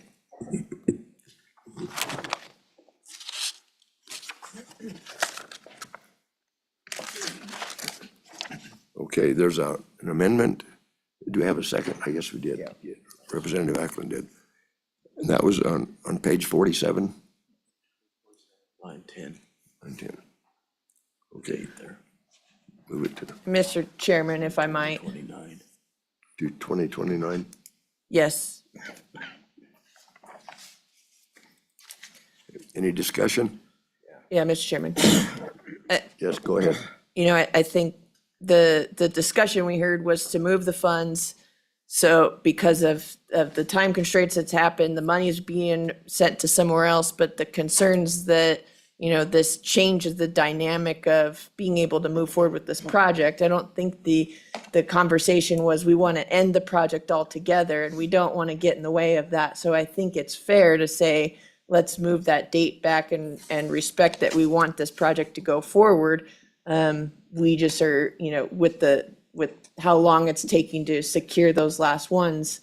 I just would hate for us to have changed that date so that then the concerns that were brought up become a reality and then the project just blows up on us. Okay, any more discussion? Mark, do you have the particulars on that amendment? Yes, page 47, line 10, change 2026 to 2029. Okay. So do we need a roll call or just a voice vote? Voice vote. Okay. All those in favor of the amendment, please signify by saying aye. Aye. Opposed? Motion carried. So that amendment has passed. Are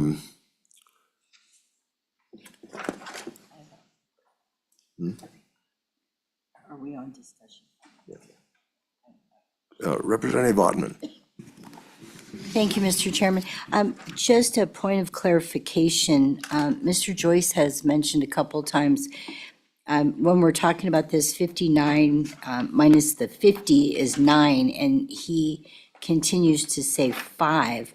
So is it someplace else in the bill, or do we need to clarify it, or is there an adjustment to their account, or how would that work?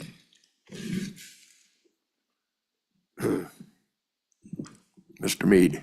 Mr. Chairman, John Joyce is just simply referring to, there's a $9 million appropriation that's left, some that's already been spent on easements and land acquisition. So there's technically, I don't know if 5 is the exact number, but less than 9 available.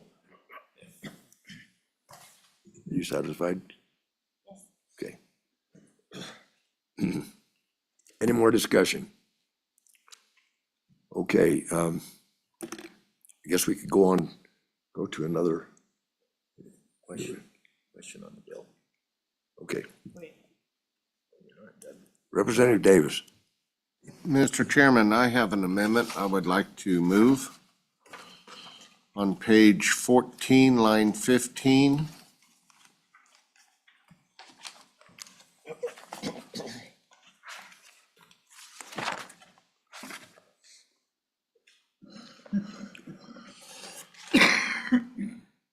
I would like to insert H. If you would look at your handout on the amendment, I trust everybody has one of these.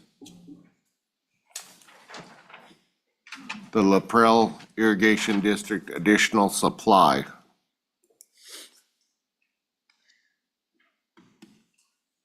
Okay, is there,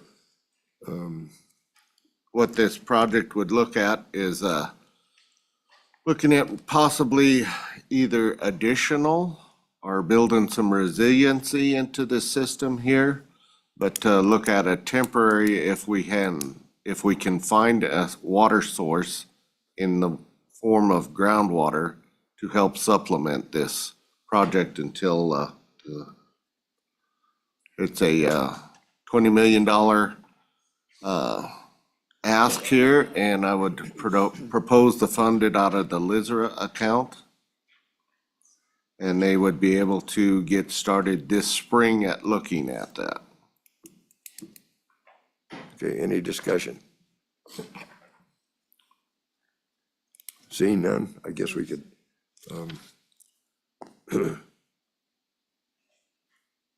did you move that, Representative Davis? Pardon? Pardon, Mr. Chair? Yes. Okay. And you have a second? Representative Ottman gave the second. Okay, all those in favor of the amendment? See, it's the one that Representative Davis brought forward.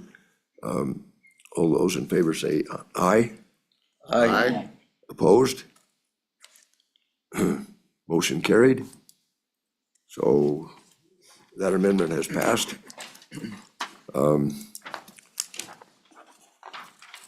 Is there any more discussion on this? If not, I'll call for the question. Okay. The question's been called for. Mark, go ahead and make roll call. We're voting on House Bill 117 with amendments. Representative Banks. Aye. Representative Davis. Aye. Representative Eklund. Aye. Representative Johnson. Aye. Representative Ottman. Aye. Representative Provenza. Aye. Representative Schmidt. Aye. Representative Strock. Aye. Chairman Winter. Aye. 9-0 to pass. Okay. Vote is 9-0. Motion carried, and we'll go on to the next bill. Thanks to all of you who came and testified.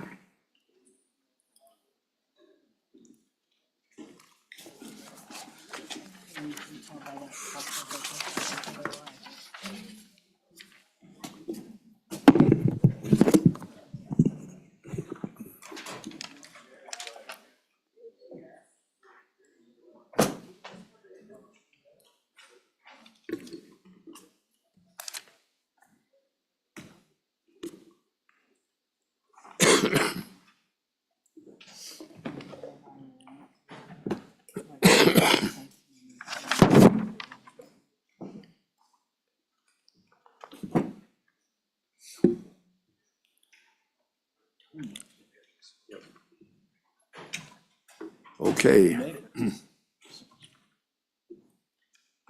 Our next bill for consideration will be House Bill 219. Representative Locke.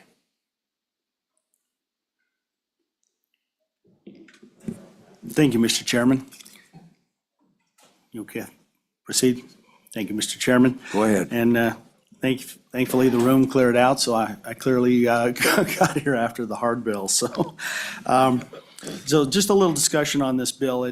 I don't really think it's all that complex, but I guess others may have different opinion. But basically what this bill is, Chairman and committee, this bill simply corrects it simplifies a statewide situation that's existed for quite a while, where there's quite a few of these very, very old county and municipal roads that are not, the proper easements aren't in place, so it's not clear. And there ends up being a level of confusion sometimes on that between the state, the county, and the city. And this bill is an attempt to resolve this issue. Now, I have probably one of my callers online that can actually talk to it in even more detail than I can.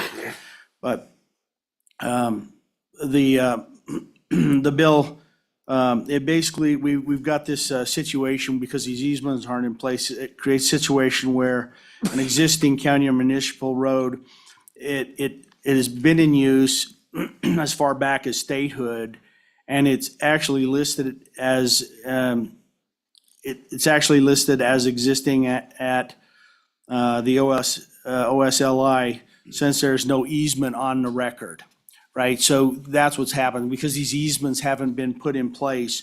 And again, it's created a situation where sometimes people using these roads will get charged for an easement to be able to use the road, just because the county or the municipal easement has not existed. Now, I've talked this over with our county commissioners.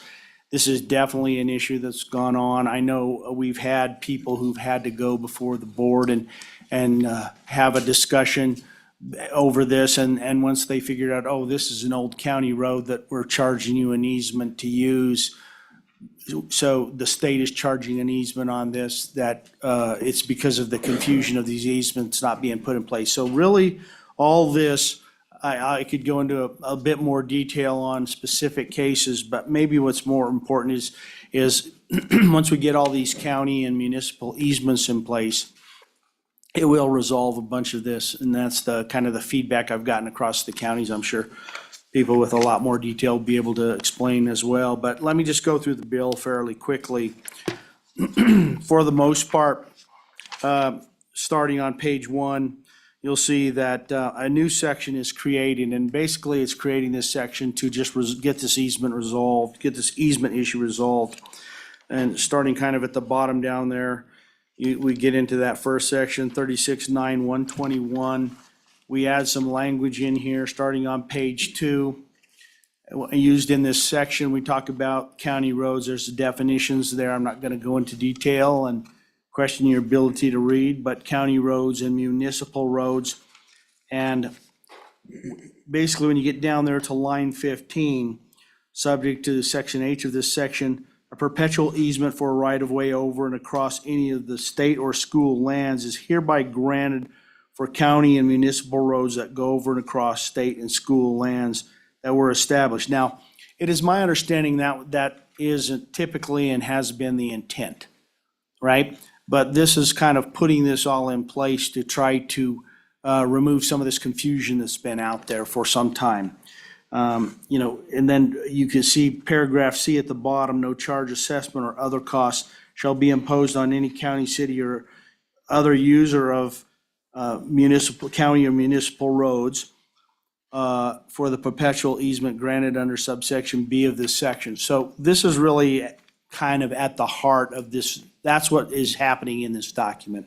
It's just trying to resolve these easements and get away from the state going in and applying a fee and an easement for somebody who's got a business out on a road, and they say, oh, that's crossing one of our county sections, and then come to find out, oh, that's a county road. It's trying to resolve that, what's county, what's municipal roads, and get rid of that kind of confusion. Because some of those cases, I don't know how many are heard a year, but some of those cases show up, and then once they go through all the research, it's a business owner goes through gets charged for an easement, and then goes through and says, wait a minute, that's a county road, goes back, proves it's a county road, it goes away, but it just will hopefully eliminate that confusion in this issue, is what there's. I know that, again, having talked with the county folks, they said, yeah, this is a very common issue that happens, and so this would resolve it. The rest of the bill gives a little more detail on, once you get into page 3 of the bill, it gives some not later than dates. These dates, I don't know, or we want to get too hung up on these specific than exact dates. If the department wants us to adjust these dates, I think that we should be flexible to allow them to work a schedule that is appropriate for them. We just tried to put some initial dates in to kind of get it resolved, move it forward, get it resolved as quickly as we could. So a lot of these paragraph D and E and some of these, it gets into some details on some of the back and forth documentation that probably needs to occur between the departments, between the counties, to work through this. Again, I don't think we're hard over on the dates more than anything. We just like to get a workable process to get these resolved. And so stepping through page 3 and 4, that's really, again, the bulk of it. It was just trying to put a phase in, get this phased in, get these easements resolved, documented, and the easements, perpetual easements provided to the counties and cities for those, or municipalities for those roads. So that really is the bulk of the bill. A little bit of discussion, or there's some definition, a definition section that there's a couple of minor changes back there, but nothing major. You guys will see on the fiscal note at the end, there's roughly a little over $10,000 a year estimated at potential revenue decrease in getting this resolved. The prevailing wisdom in this bill is that by 2028, this is all resolved. You know, the easements are all in place and resolved, and this kind of solves the problem. Again, you're looking at roughly about a little over $20,000 over the course of 26 and 27. That really is the bill.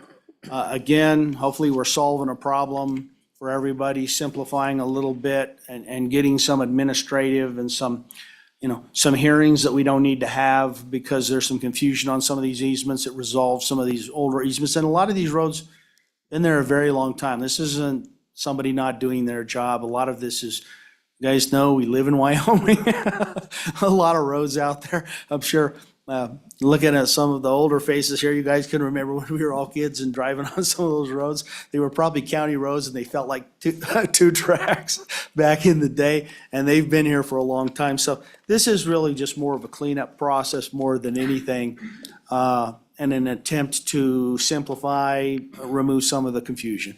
But I stand for questions. Thank you. Any questions for Representative Locke? Representative Provenza, go ahead.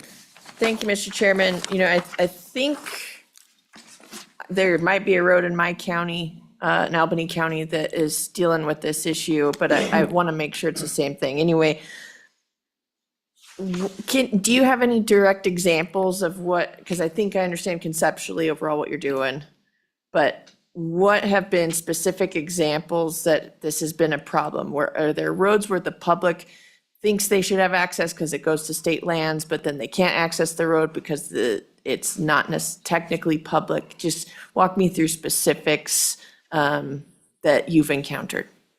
Representative Locke. Mr. Chairman and Representative Provenza, thank you.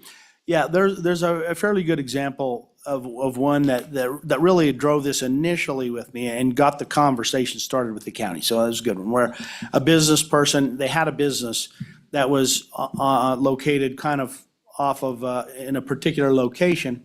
And the road that they used to get there was, the state charged them an easement for part of that road. They were charged them the easement. Well, as they were discussing it with the county commissioners, it came up that, oh, well, that road's a county road. And so that started the conversation that got this thing started, and he had been charged this easement for that road because the perception was that was just a road he was using. But as it turns out, after further research and discussion, the county believed, no, that's a road we view as a county road. And so he went to the board, had the hearing, and the board said, oh, yeah, after discussion they went through the process, they found out, oh, yeah, you're right. And that issue got resolved favorably, but it just brought up this issue. And after some additional digging, it was found, well, this probably exists more broadly. And many of the counties said, oh, it definitely does. So the thought was, well, let's get that resolved. So that was the particular case. He was paying the easement, and then after further discussion realized, oh, with county commissioners and other people, found out that that was a road the county believed was a county road, and started the conversation. Hopefully that helps. Yes, Representative Provenza, follow up. Excuse me. Yes, Mr. Chairman. So what will the impact be? Because, I'm looking at page 4, shall secure easements or right away for roads going on and across state or school lands. I'm thinking of cases where where there's been private roads that go over some like checkerboard areas. Are we forcing a easement or decision that has to be made with private landowners that private landowners might not want to participate in? Mr. Representative Locke. Mr. Chairman and Representative Provenza, sorry. Little dry mouth there today. No, we're not trying to force that. The things we're not trying to dive into here are the private roads. So for example, let's just say on state land, if you do have a private road that cuts off of that county road, right? Because I believe in this case, and I can't remember the case in exact detail, but I believe in this case, there was a component of it, there was a little private road piece of it that still had to be charged for easement. So even in the case of on the state land, if it's a private road, the state can charge an easement for that to that user of that private road. We're not diving into that space either. Okay? Now, going back to private land and easements and that kind of thing, this should have nothing to do with that. I'm trying to stay completely clear of that mess, and I'm really not trying to dive into, does the state have a right to charge you an easement for a new road to your structure, to your business out on there, that you have out there. I'm not dealing with those easements either. Just where it's kind of, in somewhere, the county says, oh yeah, this is a county road, the municipality says it is. We're not trying to dive into those private roads that need to go to somebody's oil wells or, those kinds of things, so. Go ahead, follow up. Thank you, Mr. Chairman. Thank you for walking me through this. There's a road in Carbon County that we frequent and by Alkali Creek, so maybe Representative Davis knows this story, but the private landowners had owned the road and the county owned the bridge, and the private landowners decided that that it wasn't a public road anymore. It had to be private, even though it went to public land and it was a road that frequented hunters, right? The county then and the private landowners had to have a standoff because now it was, well, the public's been able to use this road, and the private landowner said, no longer can you use this road.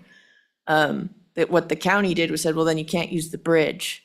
So there's just you see what I mean? My concern, I guess, is like, are there details in here that, shall secure an easement or rights of way, but maybe the road has been seen as a private road that goes through these public lands, which quite frankly, I don't agree with.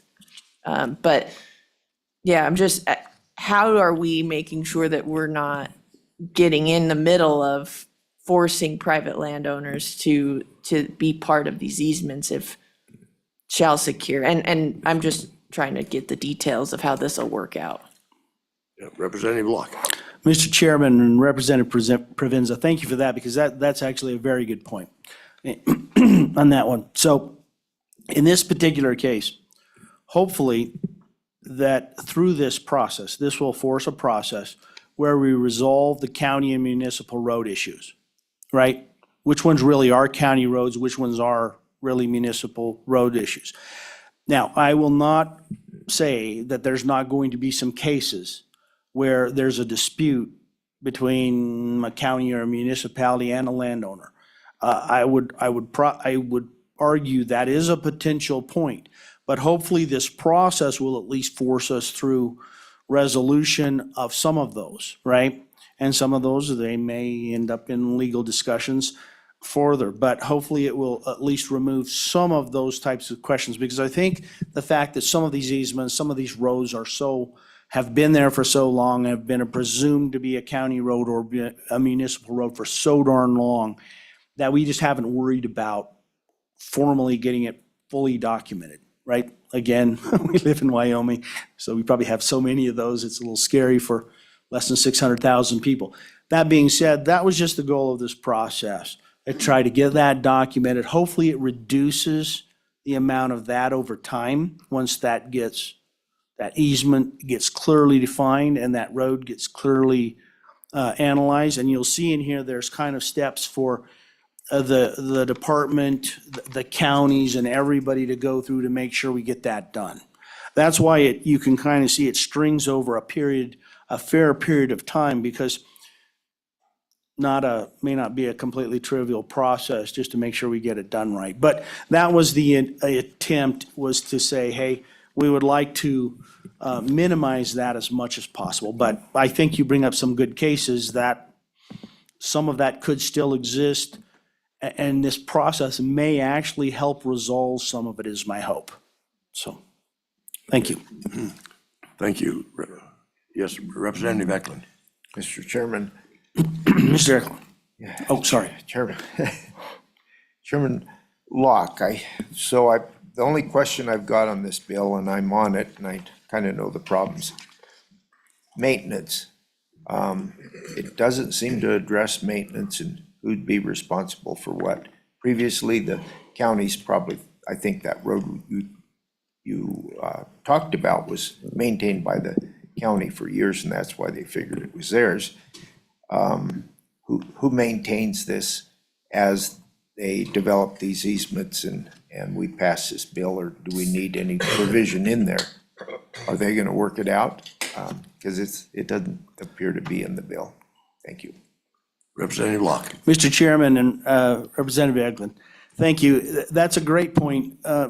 It was discussed a little bit, and I at least at the higher level, it was discussed that a lot of those roads, the county, some of them are probably better maintained than others, as you can well guess in there. I think the belief was, if the county thinks it's theirs, they understand it's kind of in their basket, was my understanding. Now, I think there probably is some additional nuance to that discussion. Obviously, probably one road is not equal another in that process. So maintenance didn't come up as a major issue in the discussion with the people I had. That being said, there are probably others who can give more of a discussion on that. I'm sorry, I don't have better data on that for you. Thank you. Any more questions? Yes, Representative Provenza. Do you have any idea how many miles of roads we're gonna have to consider? Representative. Mr. Chairman, Representative Provenza, I don't. I'm sure it's a lot. Okay. So, well, thank you. Thank you. Seeing no more questions, why go? We appreciate you being here. Thank you. You have state agencies come forward.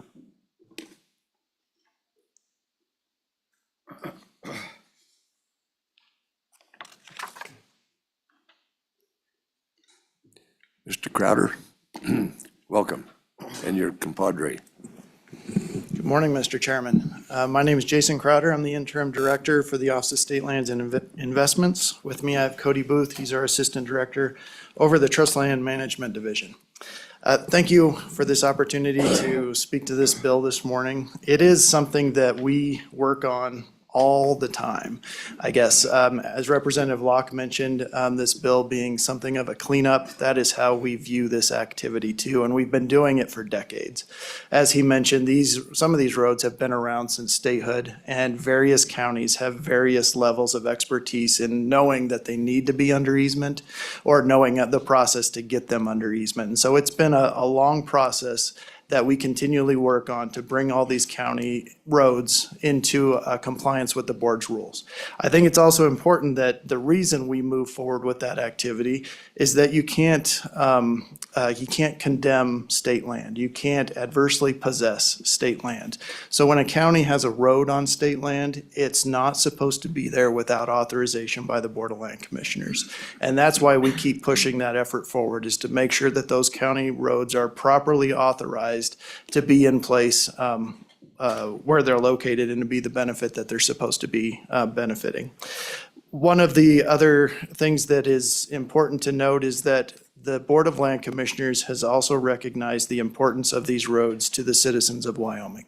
Everywhere within its rules, it states that we have to charge a market rate for easements. It even explicitly states that we have to treat counties and municipalities and other quasi-governmental entities just like they're private individuals and go through the market assessment and determine what that private rate should be. We have to also determine that the road should be there. It's just not grandfathered in, but we have to determine, will it have a negative impact to the Servian estate, to the fee simple estate, and go through that analysis just like we would for everybody else. But they put in a provision there that reduces the compensation owed back to the beneficiaries. And like I mentioned before when I was in front of this committee earlier, we're a revenue generating agency, and that's why market rates are important to be sought for the benefit of our beneficiaries. They've reduced that market rate from whatever it could be, and we've estimated it to be about $2,400 per acre for an easement of this size, down to $10 per acre. So that's a very important thing to note, that the Board of Land Commissioners has recognized the importance to the citizens, that it has reduced that rate from roughly $2,400 an acre down to $10 per acre for these roads. Now, they put in a qualifier that these roads have to be built prior to 1974. So we're trying to clean up, like Representative Locke said, all of those historic roads and not make it quite a burden on the county to get those properly permitted.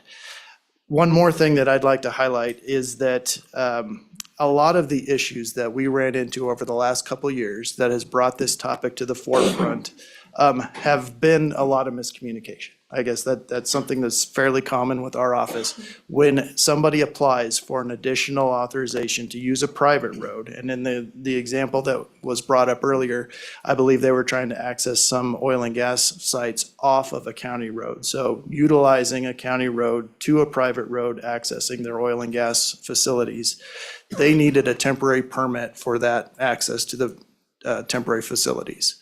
The comment that was made at the time was that the county road is not under easement. Therefore, it's not a legal county road in our mind. We've run into issues when folks are trying to secure financing, that the financer wants to have access to whatever they're financing. If it's a private individual, if it's a business entity of whatever kind, they need to have access to that, and they make that a requirement of financing. But if they come to us and ask, is there access to that facility or to that house, we have to say no, because the county does not have a proper easement. Now, that does trigger a conversation with the county, and that's how we've been able to clean these up over time, is to say, look, we've had a conversation with the user. We've told them that the county does not have an easement. We need to do that, and then we start working with the county to secure that easement. And we've been very successful in doing that. We just haven't taken the initiative, largely based on resources in our office of timing and staff, to look for every single county road that doesn't have an easement. We just pick them up as they come. When situations arise, and we start working with the counties to clear that up. And that's been very successful for us over time. We're not complete with that project, obviously, but that's how we've been operating it. The Joint Ag Committee, I believe it was the last interim, brought this topic up as something that they wanted to see cleaned up and work forward. And it was a discussion point for an interim topic that never reached the point of being an interim topic, but we took it seriously. So Cody and his staff had started that inventory effort with our GIS staff to understand how many roads out there may need an easement that don't have one. They're still working through that process. I think they're about half done, if I'm right. But what it tells us is that we can assume there's approximately 25 roads per county that do not have an easement. Now, that's an average. Some counties are completely easemented up. That's great. Some are not so great. But on an average, that's 25 roads per county that may need an easement, that once we complete the inventory that Cody started, we'll identify and move those forward. We do plan, once that inventory is done, to provide that information to the county to say, this is your deficiency, this is something that you need to work on, and we'll work together to clean this deficiency up. It's not something that we're gonna stop use of that road. It's not something where we're gonna charge an additional user to use the county portion of that road. It's simply, let's work together between the state and the county to clean up that scenario, mostly for that financing issue, so that when those banks or whoever calls us, we can say, yes, there is access to whatever you're trying to put financing on. Mr. Chairman, there was some discussion about how much money that is. It's not a lot of money. Since the board put in that reduction down to $10 an acre, we're estimating 91 total acres per county need to have an easement on it. And that's statewide, roughly $21,000 of revenue that would come back to the beneficiary. So it's not a lot of money, but it's not really about the money. It's to make sure that the road is properly permitted and we're not adversely possessing state land. Two things, and I appreciate Representative Locke being a little flexible on deadlines. To have the new rules in place by September is a little hard for us. Our board only meets every other month. Their board meeting at that time of year is on the first part of October. So if we could extend any new rules, if this bill were to move forward to the October 31st date, that would give the board a chance to meet, understand the rules, and put it through the process of making them become effective. The other is there's a deadline within the bill that requires the board to issue an easement 60 days after all of the documentation is provided by the county. That's a little tight too. Again, the board meets every other month. If timing is perfect, then we might extend past that 60 days just because of the board meeting dates. And again, we need them to give that final approval. That's not something that we as the office can do. So we'd ask that to be bumped out to 90 days and that would clear everything up.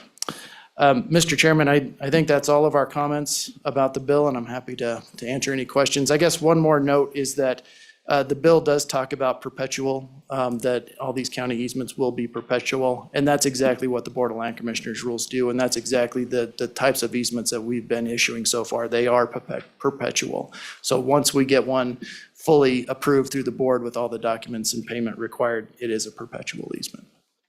Happy to answer any questions, Mr. Chairman. Thank you. Representative Eklund. Mr. Chairman, Mr. Crowder, so there's several deadlines here.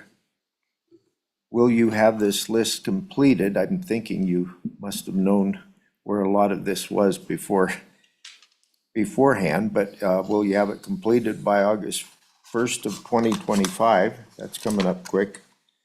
And how long do you anticipate it might take after that to, if this bill passes, to amend the rules? That's the other deadline. It was no later than September 1st, 2025. And I guess that's all I've got. Okay. Thank you, Mr. Mr. Chairman. Crowder. Representative Eklund, good questions, and Cody and I discussed this before showing up today. So in just a little bit of behind the curtain type exposure, we have had some turnover in our easement program. There's only one individual that oversees that program, and we've had turnover in it. So the effort that they began last summer after an indication from the Joint Ag Committee was stalled for a bit, and that's why we're not done, and that's why there's only half of it done right now. But we have a very competent and capable individual in that position right now, and this has been given as one of his top priorities to move this process forward. So Cody's fairly certain that we can meet that deadline to have the inventory done by that amount of time. But in order to get the rules fully affected, we would ask that the deadline for the rules to become promulgated to be bumped out to October 31st. Okay. Representative Davis. Thank you, Mr. Chairman. After listening to your presentation here and listening to the bill, I'm a little confused what we have a bill for. You know, if this process is currently occurring, what is the purpose of the bill other than these deadlines is my question to either one of you.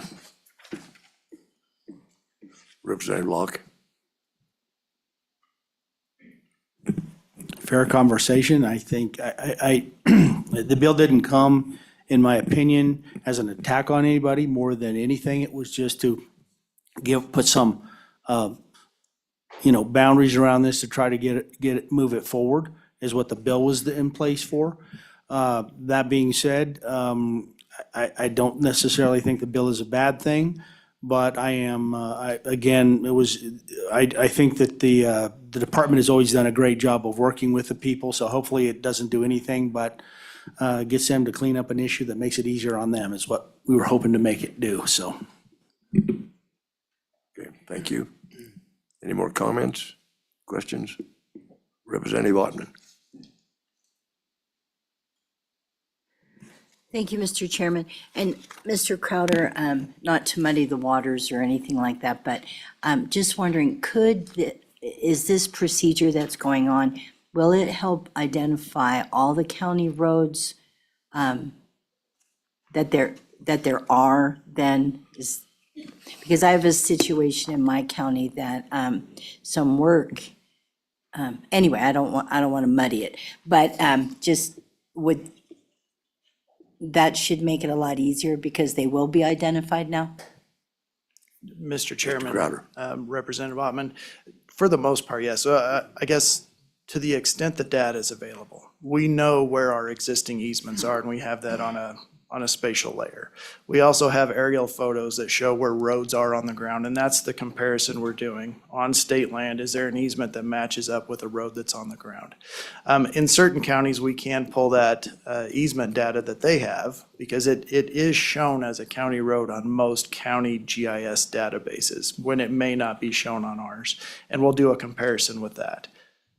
There could be a situation where we overlook one, so it may not capture everything, but still, we're not gonna just stop because it didn't show up. We're gonna keep working, and as the situation comes up, like the ones we just spoke about, we'll work to identify that with the county and move it through the process. Okay. Representative Eklund.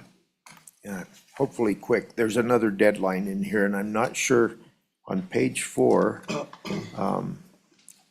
paragraph F, and I'm not sure I understand this paragraph and what it does and what it means. If either of you can help me understand it, it just sounds like by this time we should have all these problems cleared up that we have been working on for a century or so. I don't know how long you've had to work on it, but I'm curious what that paragraph is meant to do, because I'm not clear on it. And Mr. Chairman, from our standpoint, I think it gives a deadline for counties to respond to this requirement within the bill. Now, it's a requirement on the counties, not to us. We will identify and inventory all the roads, and we'll provide that to the Board of Land Commissioners and to the counties. But if they don't respond, this is a deadline that they have to be subject to this bill, and I'm assuming it's the free and automatic granting of the easement. Follow up? Okay. Any more questions for the state lands? Seeing none, thank you, gentlemen. Are there any other state agencies that would like to testify? Okay, we'll take public comment now. So if you have a comment, please come forward.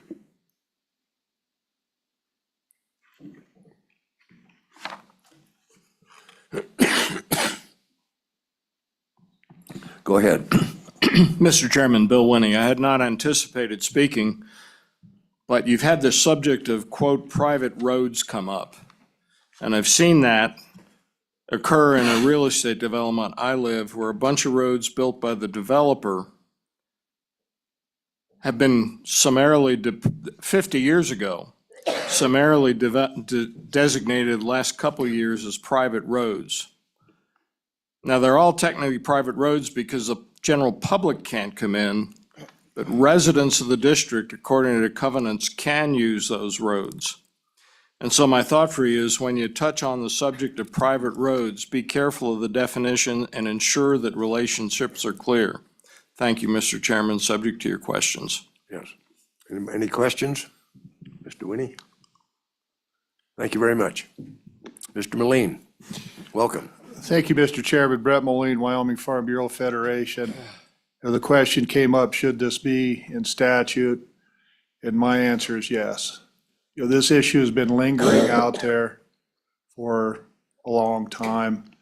And I think putting it in the statute puts the impetus on both sides, the state and the counties and the cities, to get this done. And so this issue will be at least mostly resolved. Anything that's going forward will be required to have a perpetual easement. So I would suggest taking this forward as a statute just to hold everybody's feet to the fire and get it done and get it accomplished. So it's not something that's out there lingering. With that, Mr. Chairman, I'd take any questions you or the committee may have.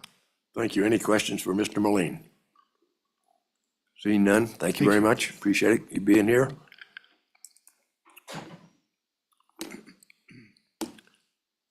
Mr. Ryman. Good morning, Mr. Chairman, members of the committee. I'm Jeremiah Riemann here on behalf of the Wyoming County Commissioners Association. Joined online by Natrona County Commissioner Dave North, and in the back of the room we have Fremont County Commissioner Mike Jones. We are supportive of this legislation, and to some of the questioning, really think that this establishes and sort of moves forward a process to resolve this issue once and for all between local governments and the Office of State Lands and Investment, the Board of Land Commissioners, sort of proactive versus reactive, if you will. I really appreciate the director identifying that they are working through that process, and we'll be happy to help facilitate getting that information to commissioners and counties and having them be responsive back to the department to pursue those particular easements. And with that, Mr. Chairman, again, we're supportive. I'll let examples come from our commissioner online in particular, but I'd be happy to answer any questions the committee may have. Any questions for Mr. Riemann? Seeing none, thank you very much for being here. Any more public comment? Okay, what's the pleasure of the committee? We have Zoom. Okay, I'm sorry. That's okay. Go ahead. Dave North. Okay, welcome, Mr. North. Thank you, Mr. Chairman. Can you hear me all right? We sure can. Go ahead. Okay, all right. Just want to make sure. Sometimes I have problems with Zoom. So I am a county commissioner up here in Natrona County, and this was brought to our attention last year. And there's not just the operators, but when you look at the bigger underlying question, this could actually affect the access to sportsmen, ranchers, the general public that are driving down county roads in our area. Because if we don't have a legal easement across there, then that's where that problem comes in. I will address the fact that, the counties are responsible for our maintenance. So we're not asking for private roads. We're asking for this to be done on the public county roads that are already established. Large percentage of our county roads have been in place literally since statehood or earlier. So we have one that was the old Medicine Bow stage trail. So we're looking at all those, and we're trying to update our current records to make sure that everything we have is in place. But this is something that just makes it, this bill will make it a lot easier for the counties in general to go through and do this without having to go through a bunch of hoops, because it also includes the surveying, and if we have the roads already there, it just reduces that headache that a lot of the counties are going to have to go through. Have you got any questions about any of that? Okay, thank you. Do you have any questions for Mr. North? Seeing none, thank you very much for being here. Thank you. Tom Van Cleef. Tom Van Cleef. Yes, sir. Mr. Chairman, my name is Tom Van Cleef. I'm a small business owner up here in Natrona County, and I'm probably the reason we're talking about this today. Representative Provenza wanted an example. I have an oil field where my first well was spudded in 1942, kind of a victory well. The private road that services that field is 83 years old. That road ties into County Road 319, which is also known as the Old Oregon Trail Road, which predates the establishment of the state. We went through and filed our temporary use permit as we're required to do because a portion of our road crosses a state school section. Office of State Lands came back and they followed all their rules precisely. I have to give full credit to Mr. Booth, Cody Booth, who we worked with on this, because he was clear. He explained the entire situation. But because there was not an easement for County Road 319, the Oregon Trail across that state school section, my temporary use permit initially came back requiring use and for me to pay the fees, not only to the state for crossing that state school section for the private company road, but also for the county road. We asked the questions. Mr. Booth, the folks at OSLI understood the situation. I took the opportunity. I spoke to every member of the State Lands Board, with the exception of the governor, where I got to speak with Senator Perkins. Each one of them stated that, yeah, this is something we ought to fix with legislation. The reason this was an issue for us, because I've got my temporary use permit here. And if I was permitted across the county road, what we have listed as the county road, but didn't have an easement, I would be required to make sure that on that county road, all operations were conducted in a manner to minimize damage to the land when I have no authority over the county road. I wouldn't permit any improvements. I would be responsible for disposing of all trash, garbage, industrial, and human waste along that county road. I, as the TUP holder, would be responsible for properly controlling noxious weeds. And the one that actually got my attention, Mr. Chairman, was upon termination, cancellation, or expiration of the permit, I would be responsible to restore that disturbed land to its original condition, meaning I would have to take almost a mile of the old Oregon Trail Road and return it to prairie. As you can see, this creates situations for small business owners, for the counties, and for the state. I agree with Mr. Crowder that this will streamline things and that this is probably the best way to go. I'm glad that Commissioner North addressed Representative Eklund's concerns about maintenance. People who have TUPs have really no problem with maintaining those roads because it's essential to our business. I understand Representative Prevenza's concerns about private roads. My reading of this bill, it very clearly indicates that it deals with county and municipal roads that cross state school sections or state lands. It doesn't address private roads on private lands. It doesn't address private land at all. As far as Representative Davis's question about, what are we doing?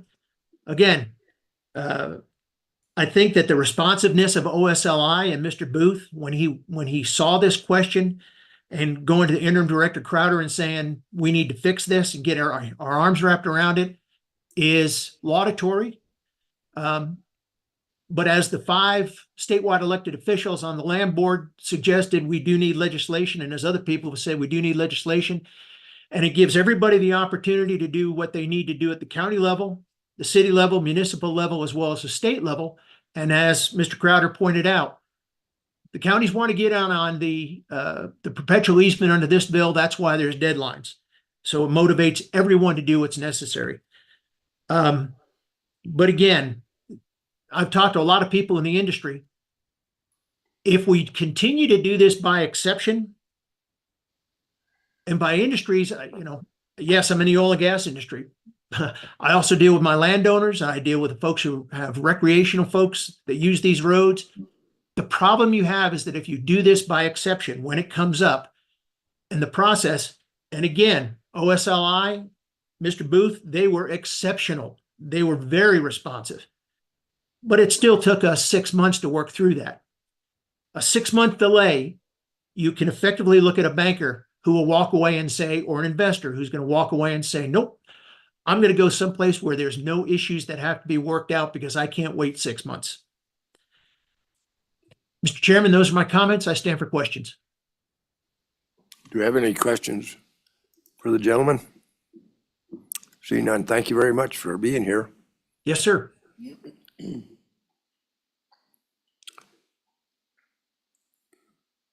Okay. Motion been made. Do we move the bill? Do you have a second?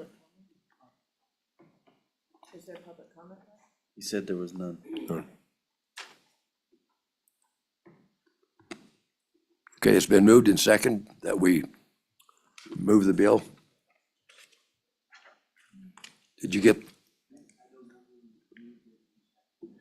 I'm not sure I do either.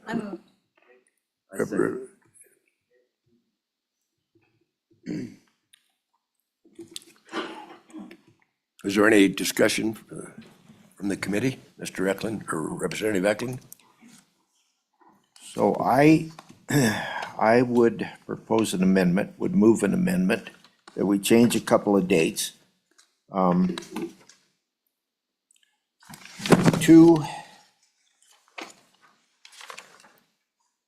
I'm looking for the second one. There's two of them that could be a problem. Page 3. One of them is to give our land commissioners a little more time to amend the rules. It would extend it by 2 months. The October 31st deadline was suggested, 2025. And I'm trying to find the other one. It's on page 4. Okay. And on page 4, I'm sorry, Mr. Chairman. So the first one is on page 3, line 15. From September 1st to October 31st, 2025. Thank you. And the other one is to give the land board or the land office 90 days instead of 60 days after receiving the documentation to be able to get this done. And I think I can put them together on unless people would rather it's on a separate motion. What's the second date? It was, I'm. Page 4, again, line 11. Thank you. To 90. To 90, from 60 days to 90 days, Mr. Chairman. Okay. I'll second that.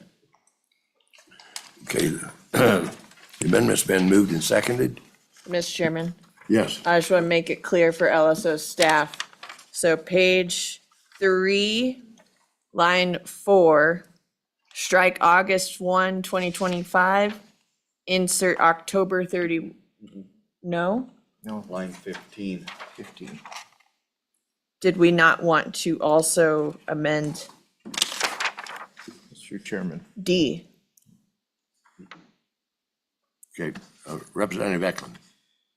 Yeah, the testimony was that they're well on their way to getting it done. They've been delayed because of staff problems, and now they've got someone working on it. And so the August 1st should be good. I would, the staff know what we need. Okay. Thank you. Okay, it's, the amendment's been moved and seconded. All those in favor signify by saying aye. Aye. Those opposed? Motion carried. Yes, Representative Eklund. Provenza. Oh, Provenza, I'm sorry. I know we look alike, Mr. Chairman, it's confusing. I apologize. This is, I would just make this, I think, a friendly cleanup, but so on page 5, section 3, we have kind of what you would consider findings. It's just text that doesn't, it's not necessarily law. It's just a paragraph that says, you know, the legislature finds that numerous county municipal roads currently, we know that. I think that's the, you know, the whole point of the bill. I don't think we need to put extra text in the green book. So just for clarity and shortening of the amount of text we put in the green books, I would strike that we just remove section 3. So that's page 5, lines 16 through 23. And again, it does nothing to help or harm the bill. It just is text that is a statement. I'd second that. Okay, it's been moved and seconded. We remove section 3 on page 5. Is there any discussion? And Mr. Chairman, then LSO would just have to do conforming, change section 4 to section 3 and section 5 to section 4. You got that? Okay, thank you. All those in favor of this amendment? Aye. Opposed? No. Motion carried. Um,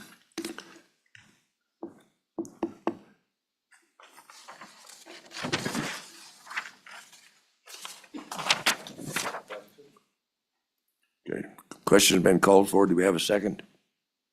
You don't have to have a No, second. okay, I'm sorry. Could we have a roll call? We're voting on House Bill 219 with amendments. Representative Banks. Aye. Representative Davis. Aye. Representative Eklund. Aye. Representative Johnson. Aye. Representative Ottman. Aye. Representative Provenza. Aye. Representative Schmid. Aye. Representative Strock. Aye. Chairman Winter. Aye. 9-0. This will pass. Okay, I guess that ends that. Let's just hold on here for a second.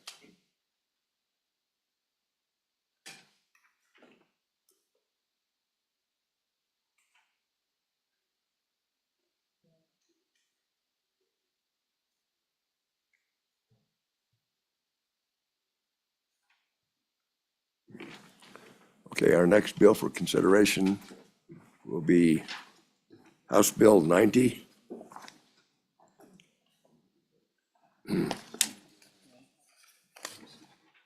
Be sure you limit, be speedy. Have the lady. Be speedy.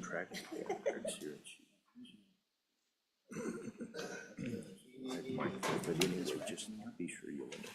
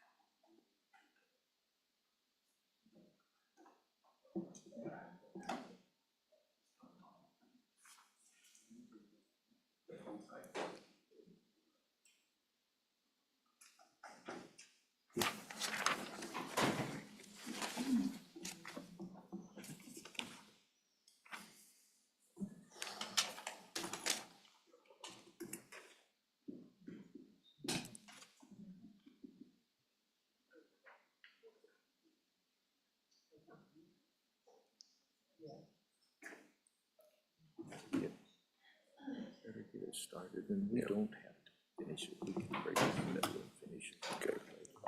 That's your prerogative. Okay. Representative Davis, do you care to explain the bill, please? Mr. Chairman, I would move House Bill 90 and ask for your favorable consideration on this. I'll give you a brief update on this, this bill here. As you know, a good county, number 6 to the west of us, had an anthrax outbreak occur this past fall. It's first time that this anthrax has occurred in Wyoming in 70 years that has been recorded.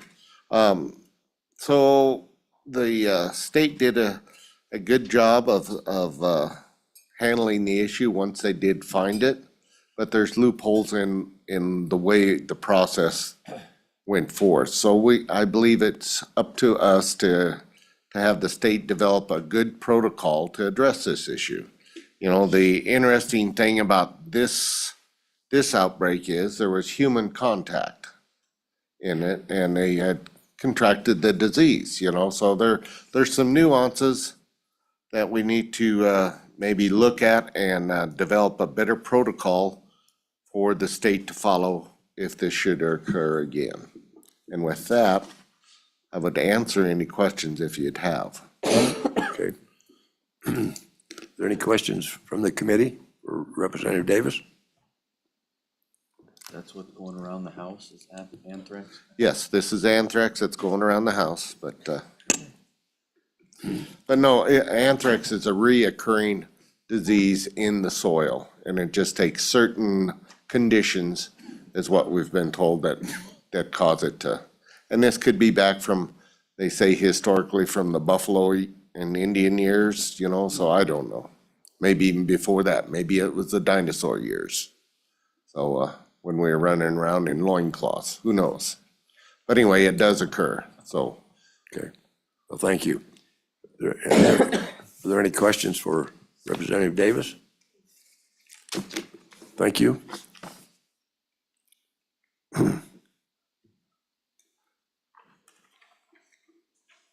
Welcome, Director True. And this is our state veterinarian.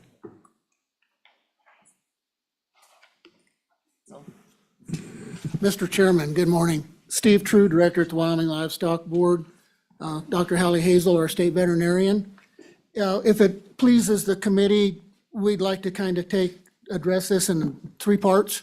Number 1, I want to give you a quick outline of what our board has already done. And number 2, I want Dr. Hazel, you should have received in your mail our anthrax guidelines and our protocols that we follow that were approved by the board. Then we can come back and address some language in the board. There's an amendment been passed out to you that I've offered because there's some language in there that is brucellosis specific that doesn't fit in an anthrax type of situation. So if I may, I just would like to start with on November 15th, the board meeting, my board adopted this protocol that is in the document that we handed out to you for our guidelines for anthrax. It includes fact sheets, recommendations, documentation, and Dr. Hazel's protocol of how she notifies, and I hope you to find at the end of that, you'll notice that we've already satisfied Section 2 of this bill and notifying the legislature of our protocol that's been adopted by the board. So with that being said, Mr. Chairman, I do want to commend Representative Davis for facilitating some meetings and some continued conversation and the hard work he did for his constituents in an outbreak of a disease that surprises everybody when it lands. So I want to thank him for that. Cooperation and conversations that we've had during the process with that. With that, Mr. Chairman, I would like to go ahead and defer to Dr. Hazel to explain her protocol to you and answer any questions you have about the disease specific. Okay, thank you, Dr. Hazel. Chairman Winter, thank you. As you'll see on the guidance or the document before you, the anthrax guidance documents, as mentioned by Representative Davis, this had not occurred since basically the 70s was the last reported case in Wyoming in Niobrara County. So anthrax is not something that we see on a routine basis, and I'm very thankful that we can say that. That being said, we do not know when it could reoccur. It is based on weather conditions and is very specific in certain areas. There are some states in the United States that see this routinely, as in annually. For example, North Dakota, South Dakota, Texas, the Texas Triangle it's called.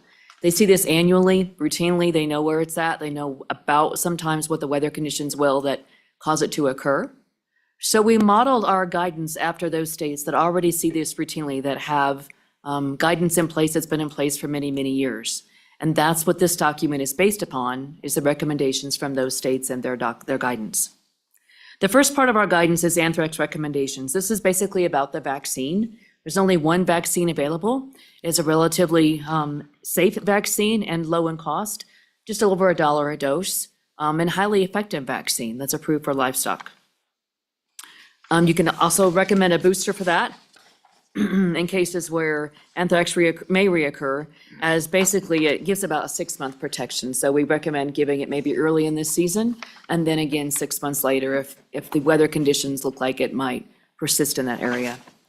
But the next part of the document goes into our anthrax investigation protocol. And once again, this is based on protocol that's in place from states that see this on a routine basis, and also on Wyoming's normal notification protocol for any type of a disease that we'll have within our state that's considered either what we call a foreign animal disease or a disease that doesn't occur on a routine basis. So we talk about what we'll do if there's a suspicious report, and also if we have a negative or a positive diagnosis.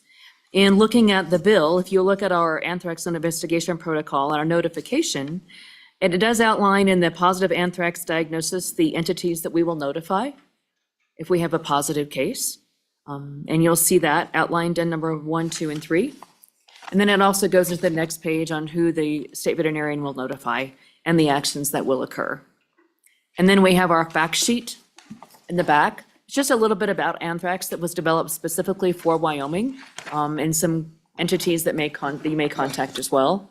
Keep in mind that we are not under, or not over, of course, wildlife. That falls under Wyoming Game and Fish, and we do not do any human interaction. That does not fall under us either. We're strictly the livestock entity, or any poultry or any animals that may occur in that region. Any questions that I may answer regarding our notification protocol? Okay. Are there any questions for Dr. Hazel? Representative Davis. Thank you, Mr. Chairman. Yeah, in some of the meetings that we had follow up to the development of this, we were using a lot of public input. Did the public have a lot of input into this development of this, is my question. Go ahead. Chairman Winter, Representative Davis, this was developed based on, as mentioned previously, the various protocol that is put in place by the states that see anthrax on a routine basis. And then this was put before our board in a public meeting. Advance notice was given that this would be discussed in our board meeting, and the public was able to comment on this during that time. Okay, thank you. Any more questions? Mr. Chairman, if I could follow up on that too. A few days after the event, we had a public meeting with maybe, I would guess, 150 people attended in the fire hall in the town where this basically occurred. Lots of comments, lots of questions. And then a few weeks later, we had another smaller meeting facilitated by Representative Davis with the active parties, all the agencies that were affected. I represented Dr. Hazel. Of course, my science was about this much, but we did take into context all the questions and comments of them and how they fit. Certain questions we can't answer, how long does it come, where does it come out of the ground, why does it come out of the ground, all of that. Questions that we don't know, and I don't think anybody knows, even in the endemic areas. But yeah, public comment was asked for in the process of developing the protocol, but it was certainly listened to and taken via the meetings that we held and the conversations we had with those folks particularly affected. And I certainly want to share our empathy with those folks. It's one of those act of nature things that just strikes people like most of disease, and I understand the effects it can have. Just finding dead cattle, dead livestock on your place, or dead wildlife in the area. The Game and Fish vet spent a lot of time in a coming hunt area discussing that at the major meeting. So I just we did take public comment, but these, as Dr. Hazel says, these protocols are her and her staff's weighing in on what those states that have bended this wheel before, what they provide. And I do want to share with the panel, there's very little statute anywhere on anthrax, and what there is pointed directly at the producers and their disposal techniques of those livestock. And that's the only places there's statute or rule in Texas, statute in North Dakota. So I want to point that out. This is fine as a protocol, but I do believe that this one satisfies what's already in the bill. If you care to discuss the proposed amendments and that other language, we're willing to do so now. Thank you. Representative Davis. Mr. Chairman, Director here, we talked about in that, the other agencies, okay, the Game and Fish and the Health Department and stuff like that. Have you had any conversation back with them after this has been developed and addressed any of the issues that did occur with this outbreak? Chairman Winter, Representative Davis, I have spoken personally with both Game and Fish and Wyoming Department of Public Health regarding the actual anthrax outbreak, anything that we could change, implement into our protocol. We have addressed those concerns. Yes, sir. I might also comment that there are statutes in place already for anybody that does not report anybody that does not inform us of a reportable disease, there are statutes in place that would address those issues as well, too. Okay, thank you, ma'am. Yes, Thank you. Representative Strzok. Thank you, Chairman. I guess my main question is, why is this even needed? Why do we need to put another statute in the books? I'm just wondering why this is needing to be addressed. Mr. Chairman, Representative Strzok, I don't think it needs to. I think we've satisfied the protocol. That would be a question to ask your panel. You guys write the bills. We don't mind one that says go make a protocol, but we've already done that. We did that a year or so ago for non-negative testing of brucellosis notification. We don't mind telling us to develop a protocol. We think we've just already beat that one to the punch in this case. But that's your body's determination if you want to continue with the bill or not. If you do, we'd like to discuss the language on page 2, section 1. Any follow-up? Any more questions? Representative Strzok. Okay, thank you. I guess my follow-up would be with Representative Davis. So why did we need this? Representative Davis. Thank you, Mr. Chairman. I think we need to have a little more public testimony on this first. Thank you. Okay. Mr. Chairman, is it all right if we discuss that? The changes that are brucellosis particular in the new section at this point? It deals with the amendment that you've been passed out. We can discuss that prior to your public testimony if you'd like. Representative Davis. Mr. Chairman, I think we can address that if this bill does move forward, that amendment. Okay. Well, we're getting down to a time we have to be back in the chamber. How much more time are we going to need to spend on this? Do we have more public comment? Please come forward.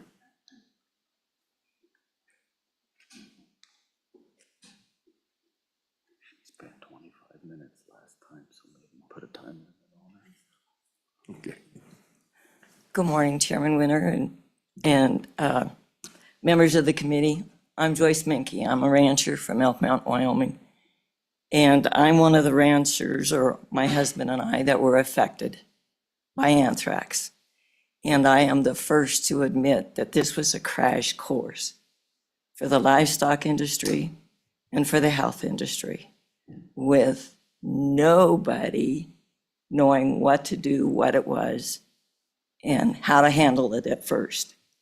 And when the state vet lab finally diagnosed it at the end of August, after the first reported death to a veterinarian was at the end of June, it took until the end of August for the flies that we have determined to carry the disease over probably 2.5 air miles to get through 3 other ranches and infect herds to get to our herd. I'm the one that got skin anthrax. As ranchers, we don't really follow PPE. You just go out and do your thing. I couldn't, when we opened the cattle up, we knew that it was something we'd never ever seen before. And our veterinarian told us to get samples to take to the vet lab. I reached in, no gloves, no nothing, grabbed it up, put it in, and got skin anthrax. It is important in our minds that you pass this bill forward, because are these protocols enforceable if there's no bill saying you have to do it? Because there were cattle dying that were not reported across the fence from the first reported cattle death. And these cattle in our area, they ship in around 10,000 steers from around all over. People go and gather them up and they bring them in. They can bring them in on a health certificate, or they can bring them in on brand papers. I was told something I didn't know, and I'm still not sure of, that there's an interstate trail permit. And I thought that was for contiguous lands, like if you have land on both sides. We tracked down because as of today, and I'm saying everybody did the best they could. And I thank God for the state vet lab, because without that lady, I would not be here today. Thank you. And everybody did the best they could. Okay. If they could come in on trucks and drop into our neighborhood, and I'd like to see it amended that you say that they have to be vaccinated now to come into our area, because if this breaks out again, we got a whole lot of people that are going to be exposed. And I think that it's required, because the state in North Dakota, a cow was shipped to South Dakota sale barn and died in the sale barn of anthrax. So they can be shipped in. We had flies this year that were horrendous. And so we figured that's how it was brought into our area. And the flies came down and brought it through 4 herds. One of the local ranchers around there lost up to a third of her cow herd. Okay, ma'am, we've got to shut Yes. this thing down, so thank you for your testimony. Yes, sir. And I urge your support of this bill. Thank you. Okay. Well, I guess we'll Hold it open. yeah, we will. What's that? You can continue it to the next meeting. Okay, thank you. I guess our meeting is adjourned.